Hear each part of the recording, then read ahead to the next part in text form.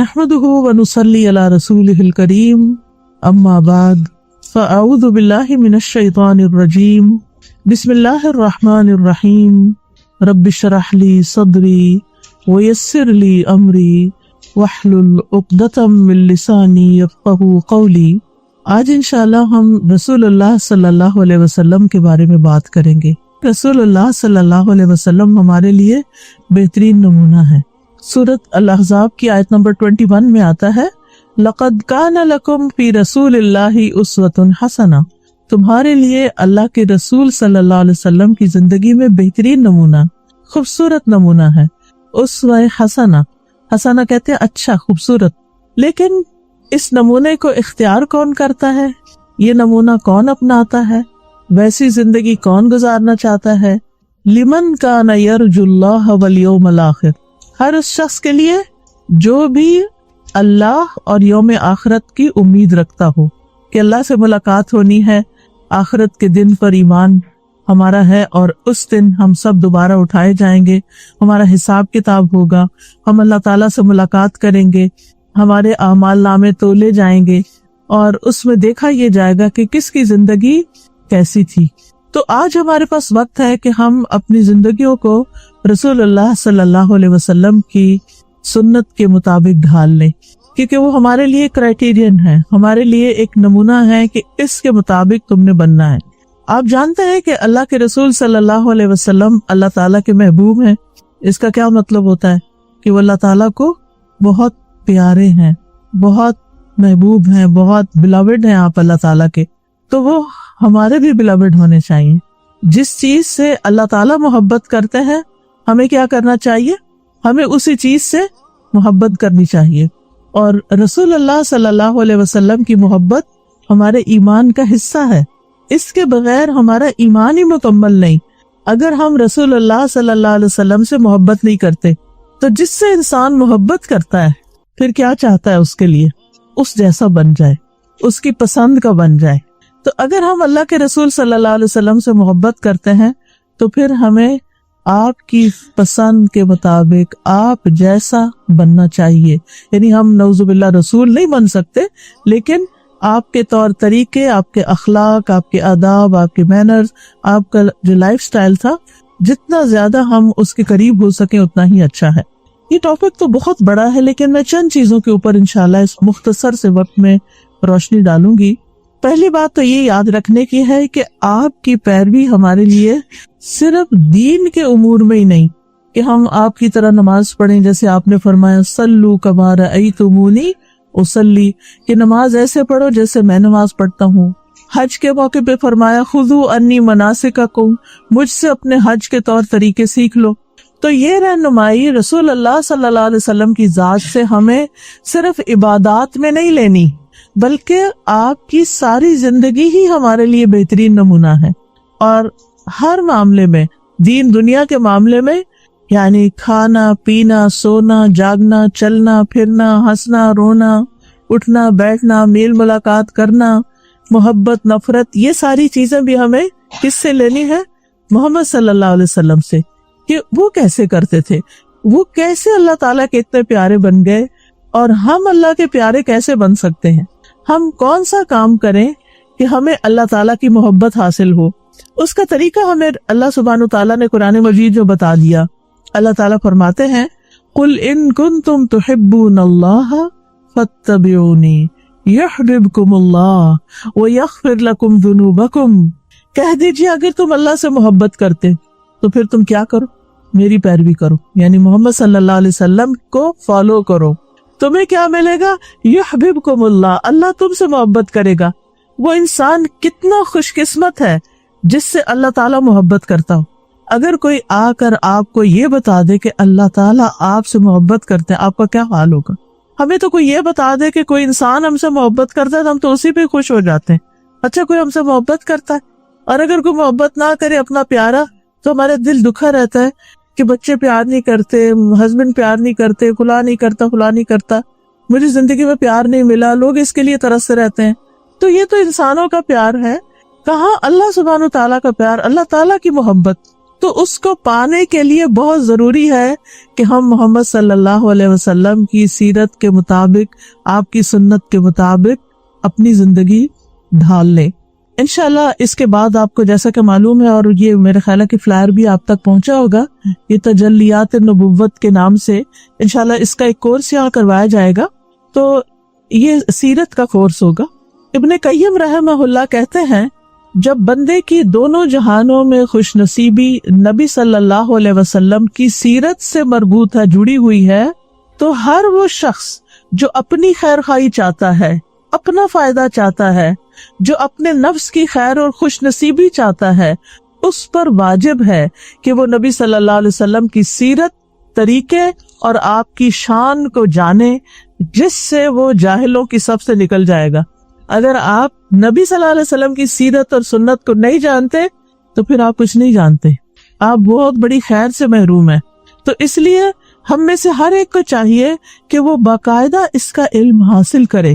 صحابہ کرام جو تھے وہ نبی صلی اللہ علیہ وسلم کی سیرت کو اپنے بچوں کو اسی طرح سکھاتے تھے جیسے نماز کا سبق سکھاتے ہیں، کیونکہ ان کو پتا تھا کہ جس چراغ سے، سراجم منیرہ سے ہم نے روشنی حاصل کی ہے، ہمارے بچے بھی اس سے روشنی حاصل کریں، ہمارے بچے بھی اندھیرے میں نہ رہیں۔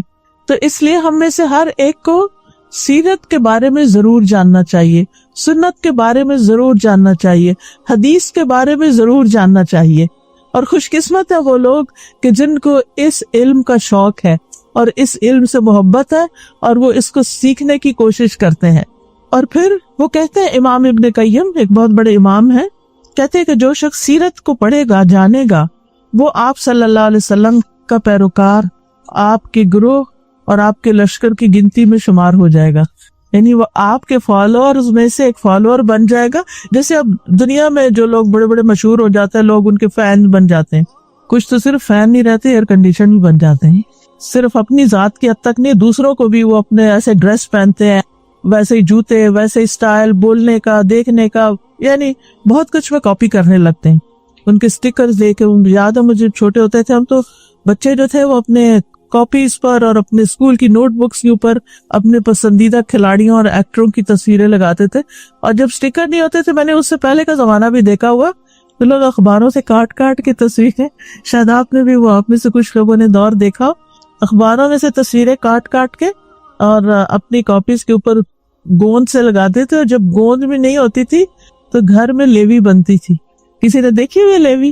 ماشاءاللہ، آپ لوگ جانتے ہیں، میدے کے ساتھ پانی میں پکا کے تو گھر میں لیوی بنا کے تو وہ اس سے چپکاتے تھے۔ مجھے اچھی طرح یاد ہے کہ میں اس وقت بہت چھوٹی تھی، تو ذوالفقار علی بھٹو اس وقت وہ تھے وزیر خارجہ تھے شاید، تو ان کے اکثر بیان آتے تھے اور اخبار میں طرح طرح کی تصویریں آتی تھی۔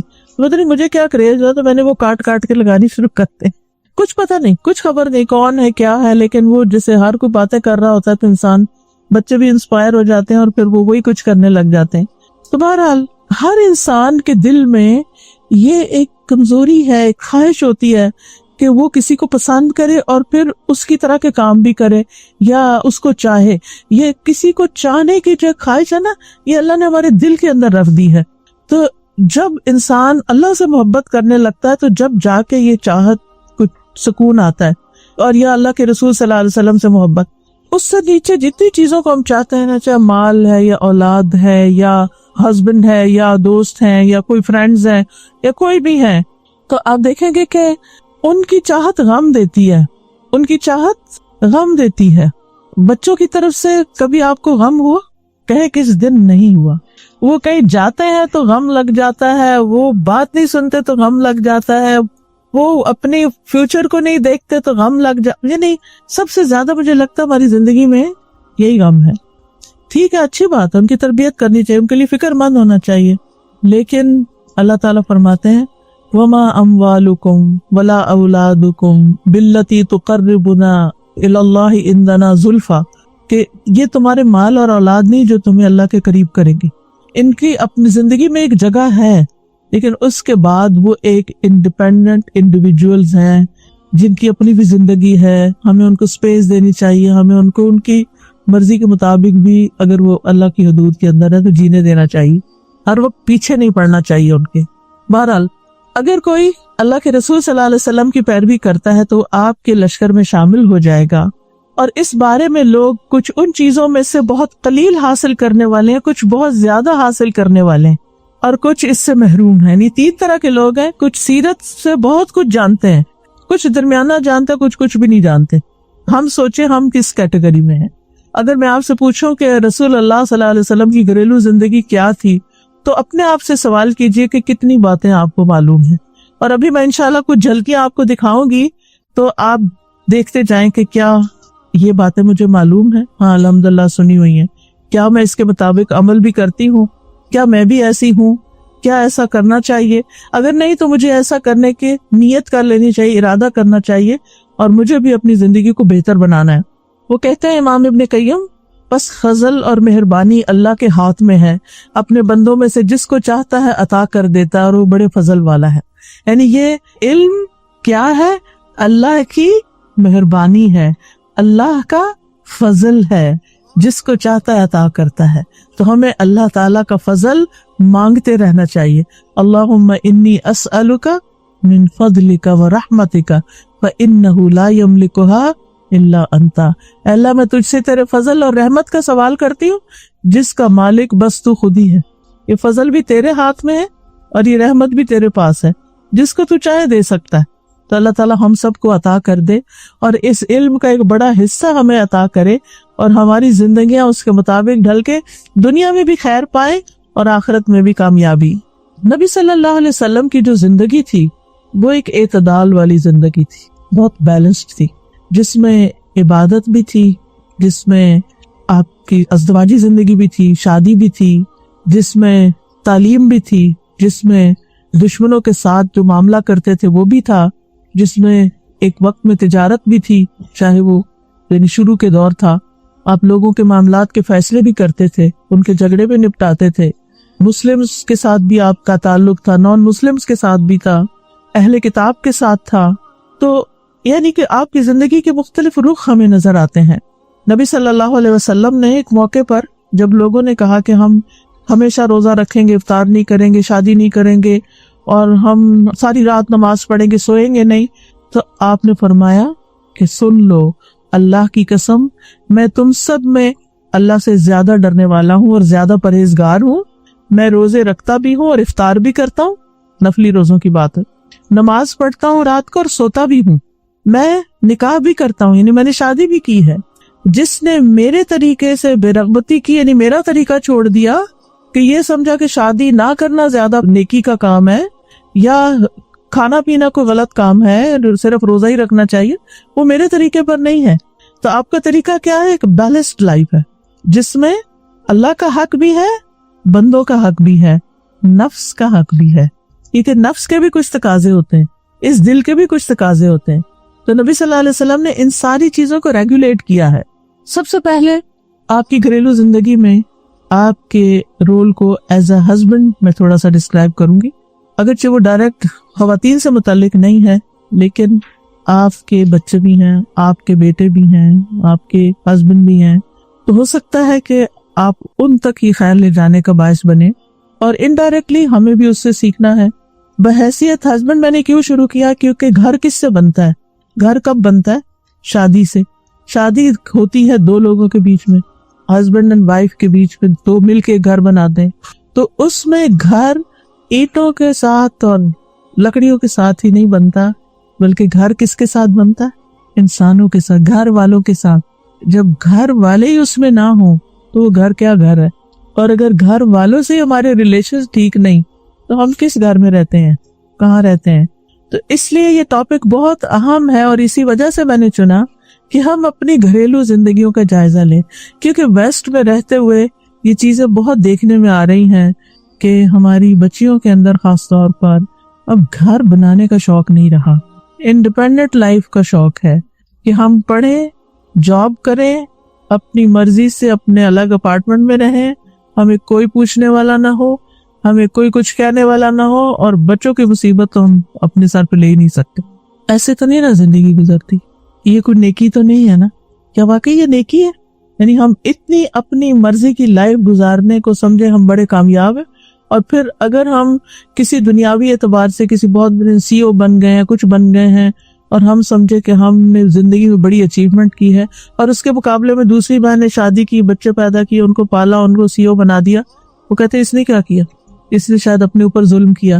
نہیں، ظلم نہیں کیا، اس نے جو کچھ کیا ہے نا، جو دنیا میں ایک نسل کو تیار کیا ہے، یا پھر یہ ہے کہ اللہ تعالیٰ کے بتائے ہوئے فطری طریقے کے مطابق اس نے زندگی بسر کی ہے، اس نے اپنی دنیا بھی بنا لی اور آخرت بھی بنا لی۔ اور آپ اپنی صرف دنیا ہی بناتے جا رہے ہیں، یہ کب تک؟ صرف اس وقت تک جب تک آپ دنیا میں، یا جب تک آپ جوان ہیں۔ یہ سب جوانی کی مستی ہے، جب اس وقت جوانی ختم ہو جائے گی پھر آپ کو سہارے کی ضرورت پڑے گی۔ اور اگر جوانی میں آپ نے ریلیشنز نہیں بنائے نا، تو بڑھاپے میں ریلیشنز نہیں بنتے ہوتے۔ میاں بیوی کے بیچ میں بھی اگر جوانی میں انڈرسٹینڈنگ ڈیولپ، شروع میں ٹیزنگ پیریڈ ہوتا ہے، انڈرسٹینڈنگ ڈیولپ ہو جائے تو لیٹر لائف میں جب بچے پیدا ہونے کے بعد بڑے کر کے وہ اپنے اڑ جاتے ہیں کہیں، تو پھر دونوں ایک دوسرے کا سہارا بنتے ہیں اور دونوں کو ایک دوسرے کی ضرورت ہوتی ہے۔ اسی لیے اللہ تعالیٰ نے اس رشتے کو مودت اور رحمت کا رشتہ کہا ہے کہ اس میں ابتدا میں محبت ہوتی ہے اور پھر آگے جا کے پھر رحمت، ایک دوسرے کا خیال رکھتے ہیں۔ ذرا سا سر درد ہو جائے، ذرا سا شوگر ہائی ہو جائے، ذرا سا بلڈ پریشر ہائی ہو جائے، تو سارے کام چھوڑ چھاڑ کے پاس بیٹھ جاتے ہیں کہ آپ ٹھیک تو ہیں نا، آپ ٹھیک تو ہیں۔ اور یہی چیز ایک محبت پیدا کرتی ہے نا آپس میں، کہ ایک دوسرے کی کیئر کرنا۔ تو بہرحال رسول اللہ صلی اللہ علیہ وسلم اپنے گھر والوں کے لیے سب سے زیادہ بہترین تھے۔ نبی صلی اللہ علیہ وسلم نے فرمایا، سنن ابن ماجہ کی روایت ہے، تم میں سب سے بہتر وہ ہے جو اپنے گھر والوں کے لیے بہتر ہو۔ یہ سب سے اچھے انسان کا کرائیٹیریا بتایا جا رہا ہے۔ یہ نہیں کہا جو ساری رات نماز پڑھتا ہو اور جو سارا دن روزہ رکھتا ہو وہ سب سے بہترین ہے تم میں، یہ نہیں کہا۔ اپنے فرائض ادا کرنے کے بعد سب سے بہترین وہ ہے جو اپنے گھر والوں کے لیے اچھا ہو، اور تم سب کی نسبت، یعنی تم سب سے زیادہ میں اپنے گھر والوں کے لیے بہتر ہوں۔ آج ہم میں سے کون ہے جو یہ کہے کہ میں اپنے گھر والوں کے لیے سب سے بہتر ہوں، سب سے اچھا سلوک میں اپنے گھر والوں سے کرتا ہوں؟ ہم اکثر یہ دیکھنے میں آئے، لوگ اپنے فرینڈس کے ساتھ اتنا ہنسی مذاق کریں گے، اتنے خوش ہوں گے، ان کو کھلائیں گے، پلائیں گے، ان کو کھانے پہ لے جائیں گے، کافی پہ لے جائیں گے، ادھر لے جائیں گے، ادھر لے جائیں گے، جو یہ گھر آئیں گے لڑائی شروع کر دیں گے۔ ساری خوشیاں وہاں بانٹ کے گھر میں خالی داخل ہوئے، اور پھر بیوی سے یا جو بھی بہن بھائی جس کے ساتھ بھی رہتے ہیں ان کے ساتھ موڈ آف کر کے بیٹھ گئے۔ یہ کیوں؟ چھوٹی سی بات پکڑ لی، یہ کیوں نہیں ہوا، وہ کیوں نہیں ہوا۔ اللہ کی نظر میں آپ کون ہیں پھر؟ سب سے بہتر۔ اللہ کی نظر میں آپ بہتر ہیں کہ آپ باہر بھی اچھا کر کے آئے، لیکن گھر آ کے آپ اس سے بھی اچھے بن گئے۔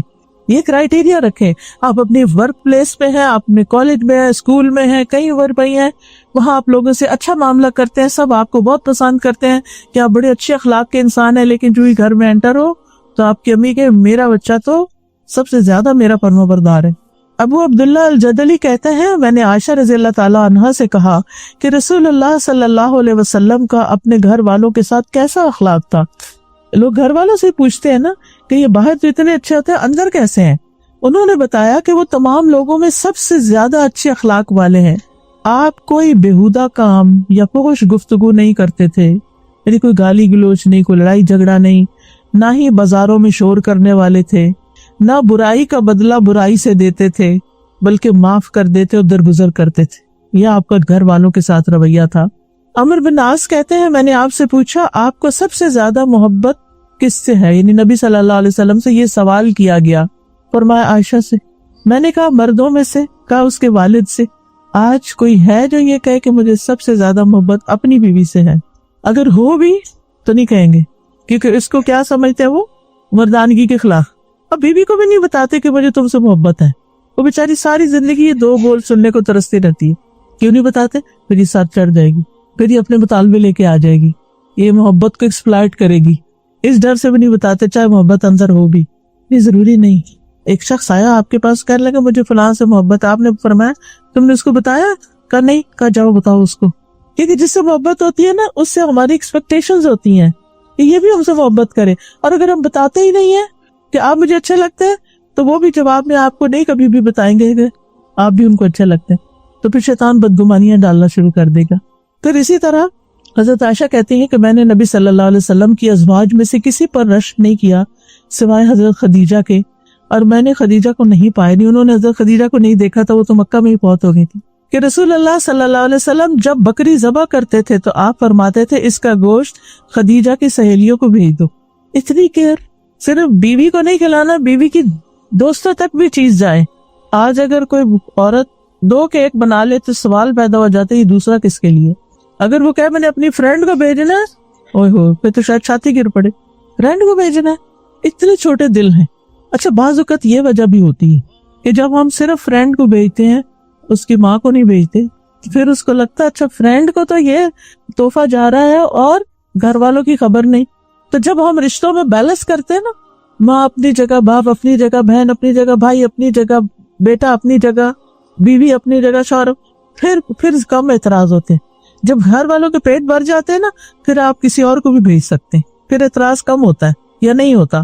بہرحال وہ کہتی ہے ایک دن میں غصے میں آ گئی، حضرت عائشہ تھوڑی جیلسی فیل ہوئی ہوگی، میں غصے میں آ گئی، میں نے کہا آپ تو ہر وقت خدیجہ خدیجہ کرتے رہتے ہیں، آپ ہر وقت خدیجہ کو یاد کرتے ہیں، تو رسول اللہ صلی اللہ علیہ وسلم نے یہ نہیں کہا نہیں تم بے فکر رہو، مجھے تم سے زیادہ محبت ہے، میں تو ویسے ہی کر رہا تھا، یہ ٹالا نہیں، کہا انی قد رزقت حبھا، مجھے اس کی محبت کا رزق ملا ہے، میرے دل میں ڈالی گئی ہے اس کی محبت۔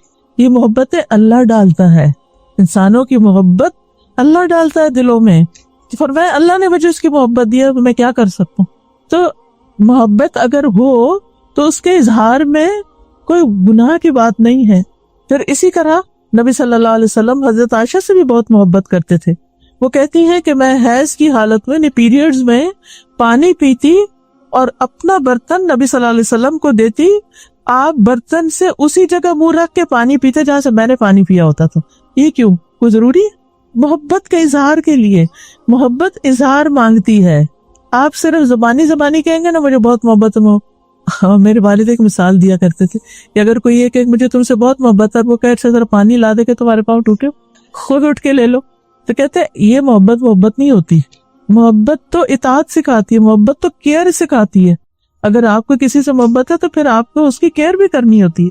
تو بہرحال پیریڈز کی بات اس لیے کی گئی کہ اہل کتاب کے یہاں پیریڈ والی عورت کو تو گھر سے باہر ایک الگ جگہ بند کیا جائے۔ شاید آپ کو کبھی پاکستان میں گئے ہوں، شمالی علاقہ جات میں، ناردرن ایریاز میں ایک کمیونٹی رہتی ہے، وہ وہاں جا چکی، اپنے ذہن میں نام نہیں آ رہا ان کا، میرے خیال کلاش تھا جی، وہاں پر میں نے خود دیکھا کہ کچھ لوگ اپنے گھروں میں ہیں اور ایک ہاسٹل ٹائپ چھوٹی سی جگہ تھی، تو کچھ عورتیں اور چھوٹے چھوٹے بچے ان کے ادھر، میں نے کہا یہ ساری عورتیں یہاں کیوں رہ رہی ہیں؟ کہتے ہیں جب پیریڈز ہوتے ہیں تو ان کو ادھر بھیج دیا جاتا ہے، گھر نہیں رہ سکتی۔ یہود کے ہاں بھی یہی تھا۔ نبی صلی اللہ علیہ وسلم نے خاص طور پر اپنے عمل سے کر کے دکھایا کہ عورت ناپاک نہیں ہو جاتی، یعنی ٹھیک ہے نماز نہیں اس نے پڑھنی اس لیے ہم کہتے ہیں ناپاک ہے، لیکن فزیکلی نہ اس کا لعاب دہن ناپاک ہے، نہ اس کا پسینہ۔ ہمارے ہاں بھی اتنی غلط فہمیاں ہے کہ اگر پیریڈز میں کوئی کپڑا پہن لو بس بھائی اب تو دوبارہ اس میں نماز نہیں ہو سکتی۔ نہیں، ایسا کچھ نہیں ہے۔ اگر کوئی اسپاٹ لگ گیا اس پہ، بس اتنی جگہ آپ دھو لو اچھی طرح 3 دفعہ مل کے، تاکہ اس کی نجاست ساری نکل جائے، دوبارہ اسی کپڑے میں نماز ہو سکتی۔ بعض لوگ شادی کے کپڑے پہن کے اگر پیریڈز میں پہن لیں تو نماز ہی نہیں پڑھتے، وہ کہتے نہیں یہ اصل میں ناپاک کپڑے پہنے، بھی کہاں سے ناپاک ہو کے؟ لا علمی ہے نا، لا علمی میں فرائض چھوڑ دیتے ہیں، ایسا کچھ بھی نہیں ہے۔ تو بہرحال نبی صلی اللہ علیہ وسلم اسی جگہ سے گوشت کھاتے تھے جس جگہ سے حضرت عائشہ نے کھایا تھا۔ اچھا اس میں ایک اور مسئلہ بھی نکلتا ہے، وہ یہ کہ بیوی بھی پہلے کھا سکتی ہے اور پی سکتی ہے۔ یہ کوئی ایسی بات نہیں ہے کہ اگر کٹھے کھانا کھا رہے ہیں اور بیوی نے پہلے گلاس اٹھا لیا تو شامت آ جائے، یہ تو شوہر کا حق ہے کہ پہلے وہ پیے، ایسا کچھ نہیں ہے۔ ٹھیک ہے وہ پینا چاہتا ہے وہ پی لے، آپ پینا چاہتی ہیں آپ پی سکتی ہیں، یہ محبت کی بات ہے۔ جب محبت ہوتی ہے نا تو وہ گلے شلے کو نہیں ہوتے، پھر بندے کو کمپلینٹس نہیں ہوتی، پھر انسان خوش ہوتا ہے، سیکریفائس کر کے دوسرے کو پہلے دے کے خوش ہوتا۔ آپ کو اپنے بچے سے محبت ہوتی ہے نا تو کیا کرتے ہیں؟ پہلے اس کو کھلاتے ہیں۔ یعنی میں نے ماں کو دیکھا، میری اپنی بیٹی، اس کا چھوٹا بچہ ہے، تھوڑا سا اس کی طبیعت کی خرابی چل رہی، تو ہم سب کھانا کھا رہے ہوتے اکٹھے، 1 ویک ہم اکٹھے کھانا کھاتے ہیں، تو کھانا کھا رہے تھے، وہ اس کو لے کے کھڑی ہوتی ہے، کبھی اس کو کھلا رہی ہوتی، کبھی کچھ۔ میرا دل اپنے بچے میں پڑا ہوتا، اس کا اپنے بچے میں پڑا ہوتا، میں ہر سڑی بس ہی کھانا نہیں کھا رہی، اور وہ یہ مسلسل کر رہی ہوتی کہ اس بچے کو سیٹل ڈاؤن کری۔ یہ ماں ہوتی ہے نا، ہر ماں کے اندر ایسے جذبات ہوتے ہیں۔ کیوں؟ کیونکہ بچے سے محبت ہوتی ہے نا، وہ جیسے نبی صلی اللہ علیہ وسلم کی غیر موجودگی میں حضرت عائشہ کے پاس ایک عورت آئی، اس کے ساتھ 2 یتیم بچیاں تھیں. تو حضرت عائشہ سے اس نے کہا کہ میں بھوکی ہوں، مجھے کچھ چاہیے. تو حضرت عائشہ نے گھر میں دیکھا تو شاید ایک کھجور تھی. اس نے کیا کیا کہ کھجور کے 2 حصے کیے، ایک ایک بچی کو دیے، ایک اور خود بھوکی رہی. یہ ماں ہوتی ہے، خود بھوکی رہتی ہے، بچے کو کھلاتی ہے.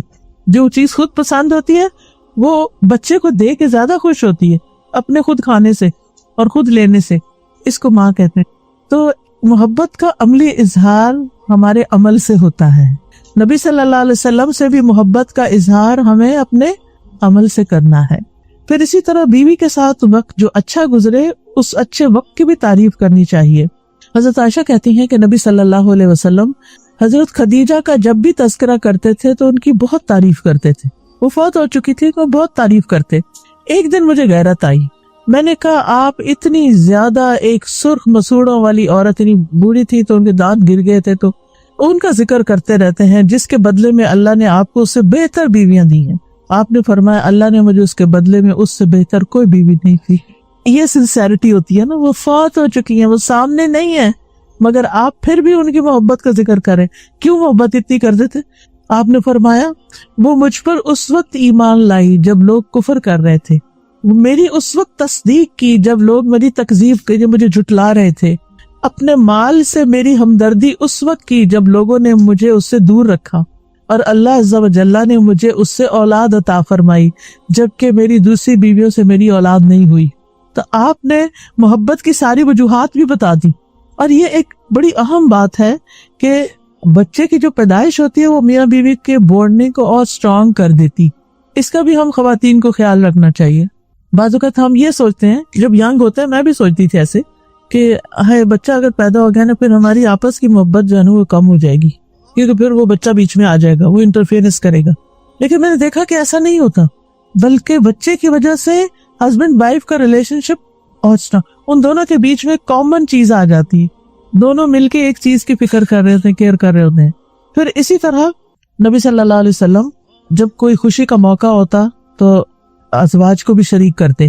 حضرت عائشہ کہتی ہیں کہ ایک دفعہ عید کے دن رسول اللہ صلی اللہ علیہ وسلم کے سامنے کچھ حبشی کرتب دکھا رہے تھے، کوئی کھیل کا مظاہرہ کر رہے تھے.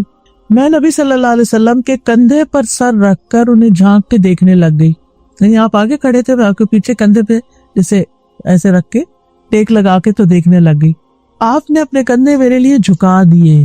آپ کا قد بڑا ہوگا اور ان کا ذرا چھوٹا ہوگا یا جیسے بھی، میں آپ کے کندھوں پر انہیں دیکھتی رہی، یعنی اسٹیک لگا کے دیکھتی رہی. جب میرا دل بھر گیا تو واپس آ گئی. اب یہ ہسبینڈ کا فیسیلیٹیٹ کرنا ہے. اگرچہ یہاں ہسبینڈ کا رول سمجھ آ رہا ہے، لیکن بعض اوقات وائس ورثا بھی ہوتا ہے نا. ہمیں کوئی سپورٹ دینی ہوتی ہے، بعض اوقات کوئی گھر میں بیمار ہو سکتا ہے. مجھے یاد ہے میرے والد جب بہت ایج ان کی ہو گئی تھی تو پھر وہ چل نہیں پاتے تھے، تو ان کے لیے ہر چیز بستر پر ہی ان کو کھانا دینا سب کچھ کرنا ہوتا تھا. میری والدہ کی ایج ان سے کافی چھوٹی تھی، لیکن پھر بھی امی بھی ایک ایج پہ آ کے تو اتنی اسٹرانگ نہیں رہی تھی، لیکن پھر بھی وہ ان کے پاس ہر چیز ان کی کرتی تھی اور ہر لحاظ سے انہوں نے اپنی ساری ایکٹیویٹی ختم کر دی. چھوٹے بچے کی طرح سارا کچھ امی کا ابا جی کے ارد گرد وہ ہو گیا تھا. اب اگر یہ محبت نہ ہو، کیئر نہ ہو، تو انسان کہتا ہے کہ اب میں یہاں سے بھاگنے کا کوئی رستہ نکالوں، اب مجھ پہ لائبلٹی آ گئی یا کہیں جا کے جمع کراؤں کہ کوئی اور دیکھے. تو یہ محبت ہوتی ہے رشتوں کے بیچ میں، اور اللہ کی خاطر جو محبت ہوتی ہے کہ اس کا ریوارڈ اللہ سے ہمیں ملے گا، تو یہ بہت سے کام آسان کر دیتی ہے. پھر نبی صلی اللہ علیہ وسلم سے حضرت عائشہ بھی بہت چھوٹی تھی تو وہ ان کی دلچسپیوں کا خیال رکھتے تھے. حضرت عائشہ کہتی ہے کہ وہ ایک سفر میں نبی صلی اللہ علیہ وسلم کے ساتھ تھی. میں نے آپ کے ساتھ پیدل دوڑ لگائی اور میں جیت گئی.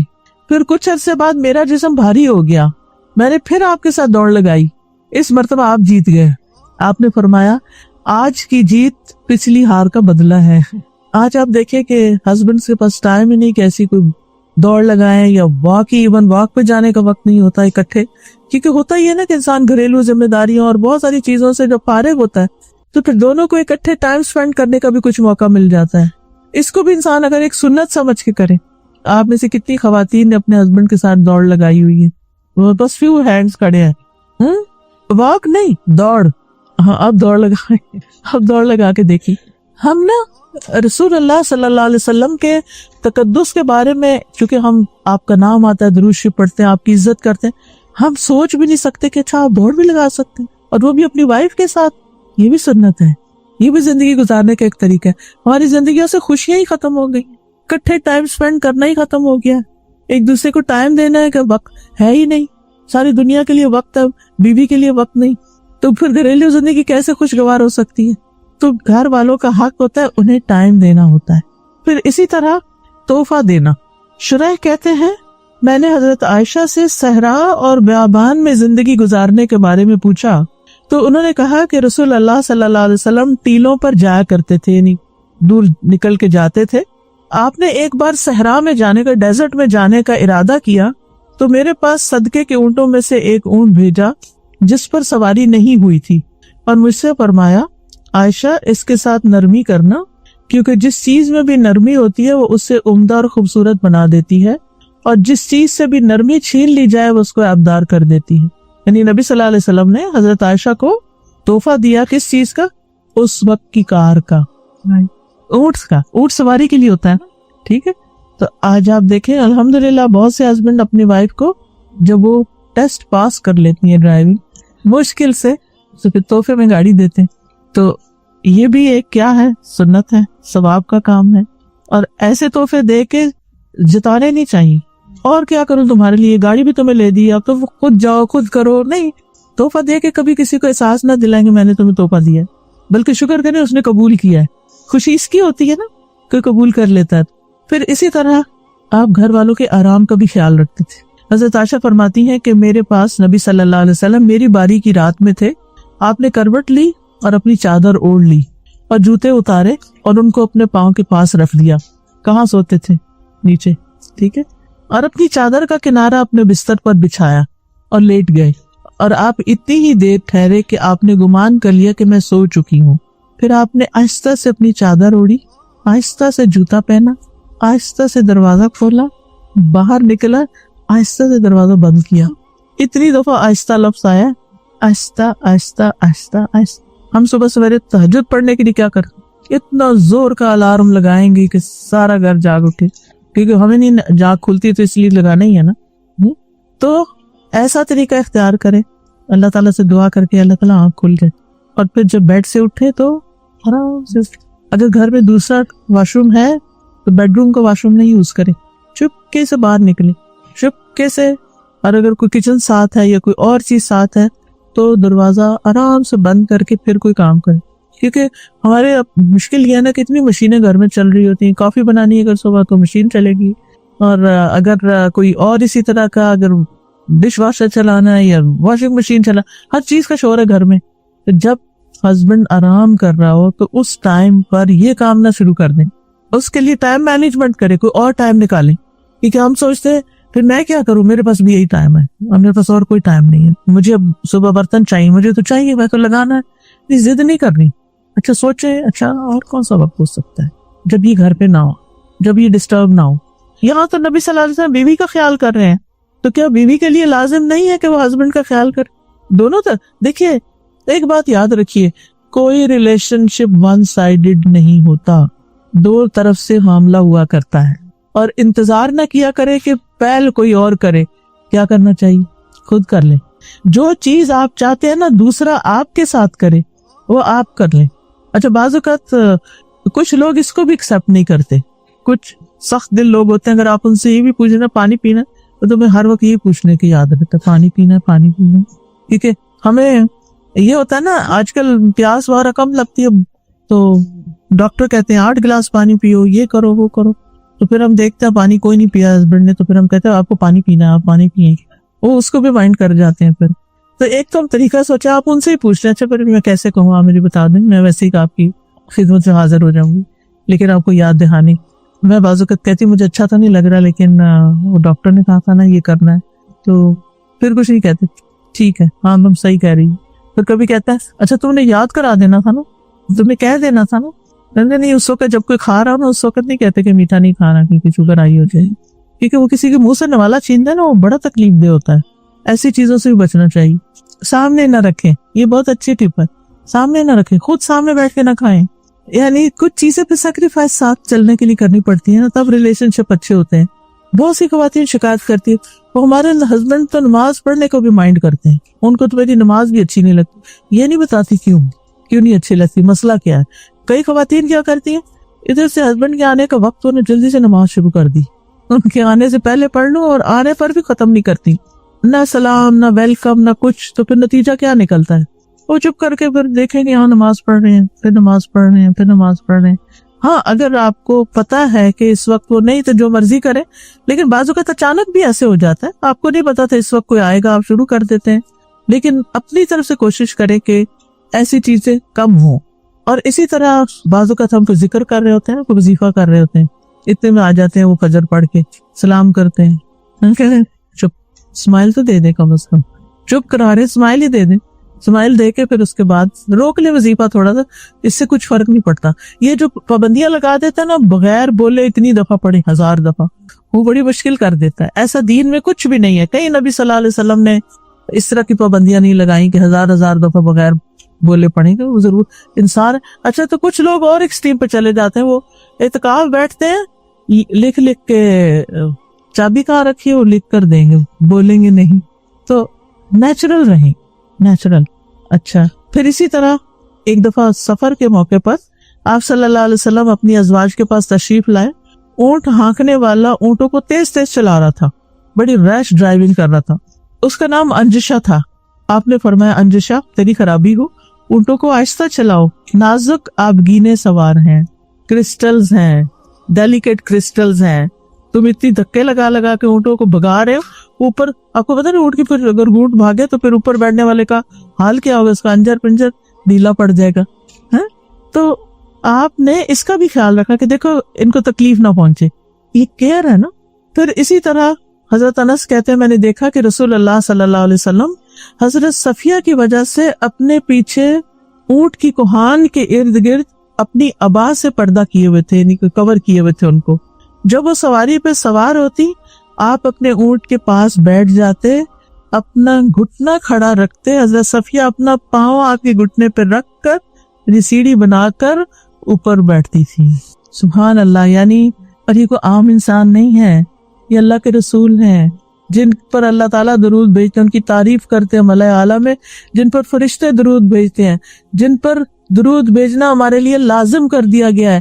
یہ اللہ کے رسول ہیں صلی اللہ علیہ وسلم، یہ اپنی بیوی کو سوار کرنے کے لیے اپنا گھٹنا آگے کر رہے ہیں کہ اس پہ پاؤں رکھ کے چڑھ جاؤ، آسانی دینے کے لیے۔ اور آپ کو پتا ہے حضرت صفیہ کون ہے؟ پتا ہے نا؟ کتنے لوگوں کو پتا ہے؟ یہودی کی بیٹی تھی جو آپ کا بہت دشمن تھا، لیکن یہ مسلمان ہو گئی، جنگ میں پکڑی ہوئی آئی تھی نا، پھر ان کو آزادی ملی، پھر نبی صلی اللہ علیہ وسلم نے ان سے نکاح کیا۔ ورنہ آپ سوچتے اس عورت کا باپ تو ایسا ویسا تھا، جیسے افسوس کے ساتھ کہنا پڑتا ہے بعض مردوں کی نیچر ہوتی ہے کہ بیوی کو ماں باپ کے تانے دیتے رہتے ہیں مرد، سمجھ نہیں آتی کیوں، ان کا کیا قصور ہے، ان کو بھی بیچ میں لگید لیتے ہیں، انہوں نے پیدا کر کے پال کے جوان کر کے آپ کو دیا ہے تحفہ اور آپ اس کی یہ قدر کر رہے ہیں، کتنی ناشکری کی بات ہے۔ پھر اسی طرح بیوی کی مشکلات میں آپ ساتھ دیتے تھے۔ حضرت عائشہ کہتی ہیں کہ ہم رسول اللہ صلی اللہ علیہ وسلم کے ساتھ کسی سفر میں تھے، جب ہم مقام بیدا یا ذات الجیش پر پہنچے تو میرا ہار کھو گیا۔ رسول اللہ صلی اللہ علیہ وسلم ہار کی تلاش میں وہیں ٹھہر گئے، لوگ بھی آپ کے ساتھ ٹھہرے، پورے لشکر کو روک دیا۔ اگر آپ 2-4 فیملیز مل کے جا رہے ہیں اور آپ کی کوئی چیز کھو جائے اور آپ سب کو روک دیں تو پھر کیا ہوگا؟ اور کیا ہوا؟ وہاں پانی نہیں تھا، لوگوں کی نماز جا رہی تھی۔ حضرت ابوبکر کو لوگ کہہ رہے تھے دیکھیں آپ کی بیٹی نے کیا کیا، ان کو غصہ آیا، وہ آئے حضرت عائشہ کے خیمے میں، نبی صلی اللہ علیہ وسلم حضرت عائشہ کی گود میں سر رکھ کے سو رہے تھے، تو حضرت ابوبکر نے حضرت عائشہ کو سائڈ پہ زور سے ایسے کیا، تمہاری وجہ سے یہ سب ہو رہا ہے، باپ تھے۔ لیکن نبی صلی اللہ علیہ وسلم نے ایک بات بھی نہیں کی حضرت عائشہ کو کہ تمہیں ہار پہن کے آنے کی کیا ضرورت تھی، اور وہ بھی ایک روایت میں آتا انہوں نے کسی سے ادھارا لیا تھا۔ کوئی بات نہیں، کبھی کبھی جیسے شادی ہوتی ہے تو سارا زیور، اب تو اتنا مہنگا ہو گیا سونا، اتنے بڑے بڑے ہار تو نہیں بنائے جا سکتے، اب تو آرٹیفیشل بھی ہوتا ہے، لیکن اگر بہن کا پہن لیا، اس کا مجھے یاد ہے کہ میری شادی پہ جو ٹیکا تھا پتہ نہیں کیا تھا، وہ پتہ نہیں کتنے لوگوں نے شادی پہ پہنا، 2-4 منٹ کی بات ہوتی ہے، اس وقت دلہن کو سجانا ہوتا ہے، بعد میں کس نے پہنا، کوئی گھر میں ٹیکا پہن کے پھرتا ہے، مطلب کوئی ایسا زیور تو نہیں ہے کہ جو گھر میں پہننے والا ہو۔ بہرحال اب ہوا کیا، جب سواریاں اٹھی غار نیچے سے نکل آئے، تو اتنے میں تیمم کی آیتیں نازل ہو گئیں، پانی نہیں تیمم کر لو۔ تو ایک صحابی ہیں اسید شاید ان کا نام ہے، تو وہ کہتے ہیں کہ اے آل ابی بکر، یہ آپ کی پہلی برکت نہیں تھی، یعنی اس سے پہلے بھی آپ کی وجہ سے ہم پہ بڑی خیر نازل ہوئی ہے۔ تو اس مشکل کے اندر سے خیر نکلے، آسانی نکل آئی۔ لیکن ایسے مواقع پر کام ڈاؤن رہنا، لیٹ گو کرنا اور سو جانا حیرت کی بات ہے نا۔ ہم سو سکتے ہیں ایسی جگہ؟ وہی یعنی نبی صلی اللہ علیہ وسلم کو آپ دیکھیں کہ اتنے ریلیکسڈ ہیں، اتنے کام ڈاؤن اور اتنے کام ہیں۔ ہم چھوٹی چھوٹی باتوں پر اتنی بڑی ٹینشن سر پہ سوار کر لیتے ہیں کہ ہم ریلیکس کرنا ہی بھول جاتے، اپنے آپ کو ہی تکلیف دے رہے ہوتے ہیں۔ کیا ٹینشن لینے سے مسئلہ جلدی حل ہوتا ہے؟ کتنے لوگوں کا مسئلہ ٹینشن لینے سے حل ہوتا ہے؟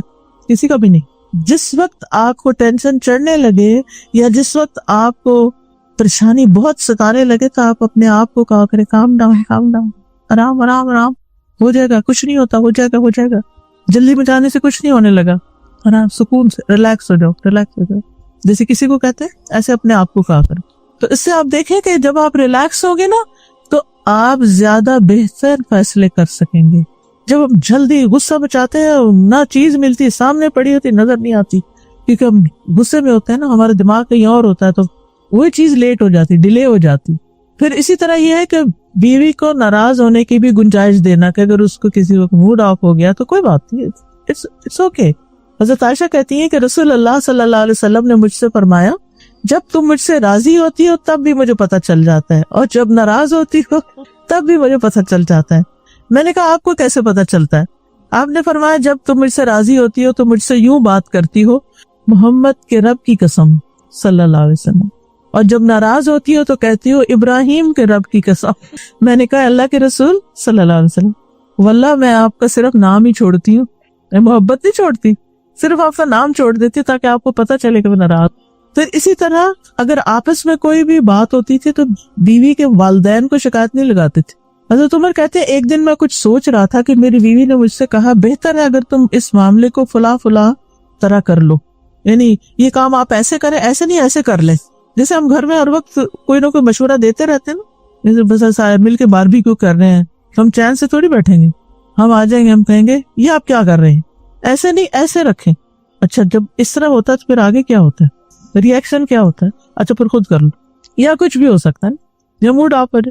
اب آپ پارک میں گئے، آپ انجوائے کرنے گئے، آپ بس آپ کے ایک جملے نے اگلے کو آگ لگا دی اور بس سارا مزہ خراب ہو گیا۔ اچھا اب یہاں کیا ہے، انہوں نے بھی، حضرت عمر کی وائف نے حضرت عمر کو کہا ایسے نہیں ایسے کر لیں، تو حضرت عمر کہتے تمہارا اس سے کیا کام، یعنی مردوں کو یہ ہوتا نہیں ہمارا بزنس ہے، ہمارا کام ہے، تمہیں کیا اس کا پتا، معاملہ میرے سے متعلق ہے، تم دخل دینے والی کون ہوتی ہو؟ اس نے کہا خطاب کے بیٹے، میں تمہارے اس طرز عمل پر حیرت کرتی ہوں، تم اپنی باتوں کا جواب برداشت نہیں کر سکتے، تمہارے پہ ٹالرنس نہیں ہے۔ تمہاری بیٹی تو کون تھی بیٹی ان کی؟ حضرت حفصہ، وہ تو رسول اللہ صلی اللہ علیہ وسلم کو بھی جواب دے دیتی ہے، ایک دن تو اس نے آپ کو غصہ بھی دلایا تھا۔ یہ سن کر حضرت عمر نے کہا وہ کام تو چھوڑا، کھڑے ہو گئے، چادر اوڑھی حضرت حفصہ کے گھر پہنچ گئے۔ بیٹی کیا تم رسول اللہ صلی اللہ علیہ وسلم کی باتوں کا جواب دیتی ہو، یہاں تک کہ ایک دن تم نے ان کو دن بھر غصے میں رکھا؟ حضرت حفصہ نے کہا ہاں اللہ کی قسم ہم آپ کو کبھی کبھی جواب دیتے ہیں۔ حضرت عمر نے کہا جان لو میں تمہیں اللہ کی سزا اور اس کے رسول کی سزا سے ڈراتا ہوں۔ بیٹی کو سمجھا کے آئے آئندہ ایسا نہیں کرنا۔ اچھا ہمارے کبھی ہو جائے بچوں میں اگر کوئی اختلاف ہو یا کچھ، ہم کس کی سائڈ لیتے ہیں؟ اپنے بچے کی، اپنے بچے کی۔ حضرت عمر نے تو ایسا نہیں کیا، انہوں نے کیا کیا، اپنی ہی بیٹی کو سمجھایا کہ بیٹا تم ایسے نہیں کرو۔ اور یہ بہت حکمت کی بات ہے، دیکھیں تالی دونوں ہاتھ سے بچتی ہے نا، اگر میاں بیوی کو اختلاف ہو تو صرف ایک کا قصور کیسے ہو سکتا ہے، دونوں کا ہی کچھ نہ کچھ تو ہوگا۔ یہ ہو سکتا ہے کہ ایک کا زیادہ ہو ایک کا کم ہو، لیکن معاملہ تو دونوں طرف سے کچھ نہ کچھ کھچاؤ ہے۔ تو بجائے اس کے کہ آپ کہیں کہ اپنے بچے کی سائڈ لیں، تو آپ نے دیکھا ہوگا کہ وہ بعض اوقات بیک ہوم آپ گلی بازاروں میں دیکھتے ہیں، محلوں میں بعض خواتین بچوں کی وجہ سے آپس میں لڑائی اور مار کٹائی تک شروع کر دیتی۔ تو ایسے تھوڑی کرتے ہیں، یہ تو جاہلوں والی باتیں۔ معاملے کو سمجھیں اور صحیح مشورہ دیں، بلکہ ایک دوسرے کی، اپنے بچے کی، مثلا بیٹی ہے تو اس کے ہسبینڈ کی تعریف کریں، بیٹا ہے تو بیوی کی تعریف کریں تاکہ اگر ان کے درمیان کوئی غلط فہمی تو دور ہو جائے. پھر اسی طرح نبی صلی اللہ علیہ وسلم گھر والوں کو دنیا سے بے رغبت کرتے تھے. حضرت عائشہ کہتی ہیں کہ رسول اللہ صلی اللہ علیہ وسلم میرے ہاں تشریف لائے تو ایک نرم گدا دیکھ کر پوچھا یہ کیا ہے؟ میں نے کہا اللہ کے رسول صلی اللہ علیہ وسلم فلاں انصاری خاتون لائی ہیں. اس نے آپ کا بستر دیکھا تو جا کے یہ بچھونا بھیج دیا. آپ نے فرمایا یہ واپس کر دو. میں نے واپس نہیں کیا کیونکہ مجھے پسند تھا. میں چاہتی تھی میرے گھر میں یہ ہو. جیسے ہم خواتین کا ہوتا ہے کہ مجھے یہ فرنیچر پسند ہے, مجھے تو یہ رکھنا ہے. لیکن آپ نے 3 بار کہا اللہ کی قسم ہے عائشہ اگر میں چاہوں تو اللہ سونے اور چاندی کے پہاڑ میرے ساتھ چلا دے, اللہ مجھے اتنا دے سکتا ہے, لیکن میں دنیا نہیں چاہتا. دنیا میں قناعت جتنا ہے نا اس پہ گزارا کر لیتے ہیں تاکہ آگے ملے. اس کا یہ مطلب نہیں کہ دنیا میں کوئی آرام نہیں کرنا چاہیے یا اپنے آپ کو تکلیف, لیکن نبی صلی اللہ علیہ وسلم نے ہر ایک کے لیے نمونہ قائم کیا. اگر آپ بہت آرام دہ بستروں پر سوتے تو غریب لوگ کہتے ہم کیسے آپ کو فالو کریں, آپ تو اتنی عیش و عشرت میں رہتے تھے. تو کس طرح نبی صلی اللہ علیہ وسلم نے ان کے لیے بھی ایک مثال قائم کی اور باقی تو سب کے لیے ہے ہی. اچھا, ہم گھر والوں سے اپنی محبت کیا سمجھتے ہیں کہ دنیا جہان کی عیش و عشرت ان کے لیے لا کے رکھ دیں ان کے قدموں. بچوں سے محبت کا اظہار کیسے کرتے ہیں؟ ان کی پسند کے جوتے, ان کی پسند کے کپڑے, چاہے چیزیں گھر میں بھری پڑی ہیں وہ پھر کہیں گے پھر لے آئیں گے. پھر ہم زیادہ دینے کو محبت سمجھتے ہیں اور محبت کی وجہ سے ہی دیتے ہیں. لیکن نبی صلی اللہ علیہ وسلم نے ایک سٹینڈرڈ معیار قائم کیا, بس یہاں تک. پھر اسی طرح کھانے پینے میں قناعت کی عادت. پھر اسی طرح گھر میں اگر کوئی غیر شرعی چیز ہوتی اس کا نوٹس لیتے, مشکل میں اپنے سے زیادہ ان کی فکر کرتے. حضرت صفیہ ایک دفعہ گر گئیں اور نبی صلی اللہ علیہ وسلم بھی گرے تھے اس وقت, تو صحابی آئے, انہوں نے آپ کو اٹھانے چاہا, آپ نے کہا نہیں مجھے چھوڑو, صفیہ کی فکر کرو, خاتون کی خبر لو. پھر اگر گھر والوں میں سے کوئی بیمار ہو جاتا آپ اس پہ باقاعدہ دم کرتے تھے, عیادت کرتے, دم کرتے, گھر کا ماحول خوشگوار رکھتے تھے. اتنے سارے واقعات ہیں لیکن افسوس کہ ٹائم پورا ہو چکا, اس سے آگے جا نہیں سکتے. آپ کو یہی کہوں گی کہ ان سبجیکٹس کو میں نے پڑھایا ہوا بھی ہے, اور یہ جو کتاب ہے نا تجلیات نبوت, یہ بھی میں نے پڑھائی ہے. اگر اس کا آپ انشاءاللہ کورس کریں گی تو آپ کو بہت ساری زندگی گزارنے کی ٹپس ملے گی, اور نبی صلی اللہ علیہ وسلم کی سنت کی پیروی. ابھی تو صرف ایک رول آپ کو بتایا تھا. یہ کتاب ہے تجلیات نبوت, اس کو میں نے بہت ڈیٹیل سے پڑھایا ہوا ہے روزمرہ زندگی سے ریلیٹ کرتے ہوئے. ٹھیک ہے, تو آپ بھی انشاءاللہ تعالی کوشش کیجئے کہ اس کورس میں حصہ لے کے باقاعدہ سبق یاد کریں, لکھیں, پڑھیں, کیونکہ اس سے چیزیں یاد ہوتی ہیں اور عمل کے وقت پھر عمل ہو جاتا ہے. اور سب سے بڑی ہے کہ عمل ہی کی نیت سے کریں, کیونکہ بعض اوقات ہم صرف سرٹیفکیٹ کی نیت سے کوئی کام کر لیتے ہیں, عمل میں لانے کی فکر نہیں کرتے, تو وہ نہیں ہونا چاہیے. اس کے علاوہ سٹال بھی لے کر آئے ہیں ہم, تو چند چیزوں کا میں تعارف کرا دیتی ہوں. یہ اسوہ حسنہ کتاب ہے, اس میں نبی صلی اللہ علیہ وسلم کی زندگی کے واقعات ہوں گے. چھوٹی سی کتاب اگر لے کے رکھ لینا تو ایک ایک قصہ بھی اگر آپ پڑھتے رہیں تو.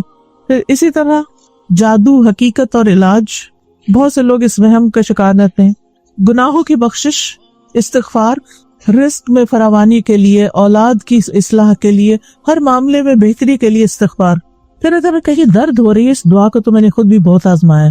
ہاتھ رکھ کے بسم اللہ پڑھ کے 3 دفعہ یہ دعا پڑھیں, کہیں فریج وغیرہ میں لگا دیں, اور انشاءاللہ درد کا بہترین علاج ہے. پھر یہ الحمدللہ کا کارڈ ہے, یہ بھی بہت اچھا ہے. سبحان اللہ کا. اپنے بچوں کو اللہ کے نام اور ان کی مطلب بتائیں. ایک ایک نام لے کے بھی 2 دن میں ایک نام 3 تو یاد کرا دیں, کیونکہ جو اللہ کے نام یاد کرے گا وہ کیا ہوگا, دخل الجنہ. پھر یہ لا الہ الا اللہ کی کیا فضیلت ہے, اس پہ کارڈ ہے. پھر اگر کبھی بہت انگزائٹی اور گھبراہٹ ہو رہی ہو تو یہ آیات ہے قرآن مجید کی, ان کو آیات سکینت کہتے ہیں, یہ آپ پڑھ سکتے ہیں. پھر آج ہر شخص قرضے میں جکڑا ہوا ہے, پریشان ہے, کہ قرض کی ادائیگی کے لیے کارڈ ہے, یعنی دعائیں ہیں. آپ اپنے ایک باسکٹ بنا سکتے ہیں, میں نے تو اپنے سائٹ پر اپنے نماز کی جگہ کے ساتھ رکھی ہوئی ہے, کہ اس میں پھر ضرورت کے مطابق جو دعائیں پڑھنی ہو وہ کارڈ نکالا اور پڑھ لی, اور پھر یاد بھی کرتے رہے. کچھ لوگوں کا حافظہ اچھا ہوتا ہے, جلدی یاد کر لیتے ہیں, اور کچھ لوگ نہیں کر سکتے. اور پھر یہ رزق میں کشادگی کی دعائیں ہیں, اگر آپ رزق کی طرف سے پریشان ہیں, زندگی میں آسانی کے لیے دعائیں ہیں. پھر نظر بد کی اکثر لوگوں کو رہتے, نظر لگی, اس کے علاج کی دعا ہے. پھر استغفار کی برکت پہ کتاب بھی ہے, اور شکر گزار بننے کے فائدے کیا ہیں, یہ بھی بہت خوبصورت کتاب ہے. پھر نیک لوگوں کے ساتھ کی دعا ہے کہ ہماری کمپنی اچھی ہو, کیونکہ اس سے انسان کو نیکی کرنا آسان ہوتی ہے۔ پھر یہ کہ جیسے والدین فوت ہو چکے ہیں یا کوئی اور رشتہ دار، تو ان کی بخشش کی دعا، اور پھر اسی طرح یہ نیک اولاد کے لیے دعائیں ہیں کہ اگر بچہ پیدا ہونا ہے تو ماں کو یہ پڑھنی چاہیے۔ یہ نماز کے اذکار جو ہے نا، نماز کے بعد کی دعائیں، ان کے ٹرانسلیشن ہے۔ پھر اگر کوئی بیمار ہو تو یہ رقیہ ہے، یعنی آیات جو ہیں رقیہ شریعہ کی اور دعائیں وہ ہیں، اس کو اول سے آخر تک پڑھ کے آپ خود بھی دم کر سکتے ہیں۔ اور یہ استخارے کے بارے میں، استخارے کی دعا ہے، تو یہ آپ کے گھر میں چیزیں ہونی چاہیے تاکہ جس وقت آپ کو ایسی کسی چیز کی ضرورت پڑے، اور اسی طرح آپ دوسروں کو بھی تحفے کے طور پہ دے سکتے ہیں۔ تو ایسی چیزیں لینا بھی ثواب، دینا بھی آگے لوگوں کو ثواب، یہ صدقہ جاریہ کے کاموں میں سے اللہ تعالی ہمیں عمل کی توفیق عطا فرمائے۔ وآخر دعوانا ان الحمد للہ رب العالمین۔ سبحان اللہ والحمد للہ ولا الہ الا اللہ واللہ اکبر ولا حول ولا قوة الا باللہ العلی العظیم۔ اللہم صل علی محمد وعلی آل محمد کما صلیت علی ابراہیم وعلی آل ابراہیم انک حمید مجید۔ اللہم بارک علی محمد وعلی آل محمد کما بارکت علی ابراہیم وعلی آل ابراہیم انک حمید مجید۔ ربنا آتنا فی الدنیا حسنۃ وفی الآخرۃ حسنۃ وقنا عذاب النار۔ ربنا لا تزغ قلوبنا بعد اذ ہدیتنا وہب لنا من لدنک رحمۃ انک انت الوہاب۔ ربنا ہب لنا من ازواجنا وذریاتنا قرۃ اعین وجعلنا للمتقین اماما۔ نحمده ونصلی علی رسولہ الکریم، اما بعد فاعوذ باللہ من الشیطان الرجیم، بسم اللہ الرحمن الرحیم۔ رب اشرح لی صدری ویسر لی امری واحلل عقدۃ من لسانی یفقہوا قولی۔ آج انشاءاللہ ہم رسول اللہ صلی اللہ علیہ وسلم کے بارے میں بات کریں گے۔ رسول اللہ صلی اللہ علیہ وسلم ہمارے لیے بہترین نمونہ ہے۔ سورۃ الاحزاب کی آیت نمبر 21 میں آتا ہے، لَقَدْ كَانَ لَكُمْ فِي رَسُولِ اللَّهِ أُسْوَةٌ حَسَنَةٌ، تمہارے لیے اللہ کے رسول صلی اللہ علیہ وسلم کی زندگی میں بہترین نمونہ، خوبصورت نمونہ ہے۔ اسوہ حسنہ، حسنہ کہتے ہیں اچھا، خوبصورت۔ لیکن اس نمونے کو اختیار کون کرتا ہے؟ یہ نمونہ کون اپناتا ہے؟ ویسی زندگی کون گزارنا چاہتا ہے؟ لمن کان یرجو اللہ والیوم الآخر، ہر اس شخص کے لیے جو بھی اللہ اور یوم آخرت کی امید رکھتا ہو کہ اللہ سے ملاقات ہونی ہے، آخرت کے دن پر ایمان ہمارا ہے، اور اس دن ہم سب دوبارہ اٹھائے جائیں گے، ہمارا حساب کتاب ہوگا، ہم اللہ تعالیٰ سے ملاقات کریں گے، ہمارے اعمال نامے تولے جائیں گے، اور اس میں دیکھا یہ جائے گا کہ کس کی زندگی کیسی تھی۔ تو آج ہمارے پاس وقت ہے کہ ہم اپنی زندگیوں کو رسول اللہ صلی اللہ علیہ وسلم کی سنت کے مطابق ڈھال لیں، کیونکہ وہ ہمارے لیے کرائٹیرین ہے، ہمارے لیے ایک نمونہ ہے کہ اس کے مطابق تم نے بننا ہے۔ آپ جانتے ہیں کہ اللہ کے رسول صلی اللہ علیہ وسلم اللہ تعالیٰ کے محبوب ہیں۔ اس کا کیا مطلب ہوتا ہے؟ کہ وہ اللہ تعالیٰ کو بہت پیارے ہیں، بہت محبوب ہیں، بہت بلاوڈ ہیں آپ اللہ تعالیٰ کے، تو وہ ہمارے بھی بلاوڈ ہونے چاہیے۔ جس چیز سے اللہ تعالیٰ محبت کرتے ہیں ہمیں کیا کرنا چاہیے؟ ہمیں اسی چیز سے محبت کرنی چاہیے، اور رسول اللہ صلی اللہ علیہ وسلم کی محبت ہمارے ایمان کا حصہ ہے۔ اس کے بغیر ہمارا ایمان ہی مکمل نہیں۔ اگر ہم رسول اللہ صلی اللہ علیہ وسلم سے محبت نہیں کرتے تو جس سے انسان محبت کرتا ہے پھر کیا چاہتا ہے اس کے لیے؟ اس جیسا بن جائے، اس کی پسند کا بن جائے۔ تو اگر ہم اللہ کے رسول صلی اللہ علیہ وسلم سے محبت کرتے ہیں تو پھر ہمیں آپ کی پسند کے مطابق آپ جیسا بننا چاہیے۔ یعنی ہم نعوذ باللہ رسول نہیں بن سکتے، لیکن آپ کے طور طریقے، آپ کے اخلاق، آپ کے آداب، آپ کے مینرز، آپ کا جو لائف سٹائل تھا، جتنا زیادہ ہم اس کے قریب ہو سکیں اتنا ہی اچھا ہے۔ یہ ٹاپک تو بہت بڑا ہے، لیکن میں چند چیزوں کے اوپر انشاءاللہ اس مختصر سے وقت میں روشنی ڈالوں گی۔ پہلی بات تو یہ یاد رکھنے کی ہے کہ آپ کی پیروی ہمارے لیے صرف دین کے امور میں ہی نہیں کہ ہم آپ کی طرح نماز پڑھیں، جیسے آپ نے فرمایا صلو کما رأیتمونی اصلی، کہ نماز ایسے پڑھو جیسے میں نماز پڑھتا ہوں، حج کے موقع پہ فرمایا خذو انی مناسککم، مجھ سے اپنے حج کے طور طریقے سیکھ لو۔ تو یہ رہنمائی رسول اللہ صلی اللہ علیہ وسلم کی ذات سے ہمیں صرف عبادات میں نہیں لینی، بلکہ آپ کی ساری زندگی ہی ہمارے لیے بہترین نمونہ ہے، اور ہر معاملے میں، دین دنیا کے معاملے میں، یعنی کھانا پینا، سونا جاگنا، چلنا پھرنا، ہنسنا رونا، اٹھنا بیٹھنا، میل ملاقات کرنا، محبت نفرت، یہ ساری چیزیں بھی ہمیں کس سے لینی ہے؟ محمد صلی اللہ علیہ وسلم سے، کہ وہ کیسے کرتے تھے، وہ کیسے اللہ تعالیٰ کے اتنے پیارے بن گئے، اور ہم اللہ کے پیارے کیسے بن سکتے ہیں، ہم کون سا کام کریں کہ ہمیں اللہ تعالیٰ کی محبت حاصل ہو۔ اس کا طریقہ ہمیں اللہ سبحانہ وتعالیٰ نے قرآن مجید جو بتا دیا۔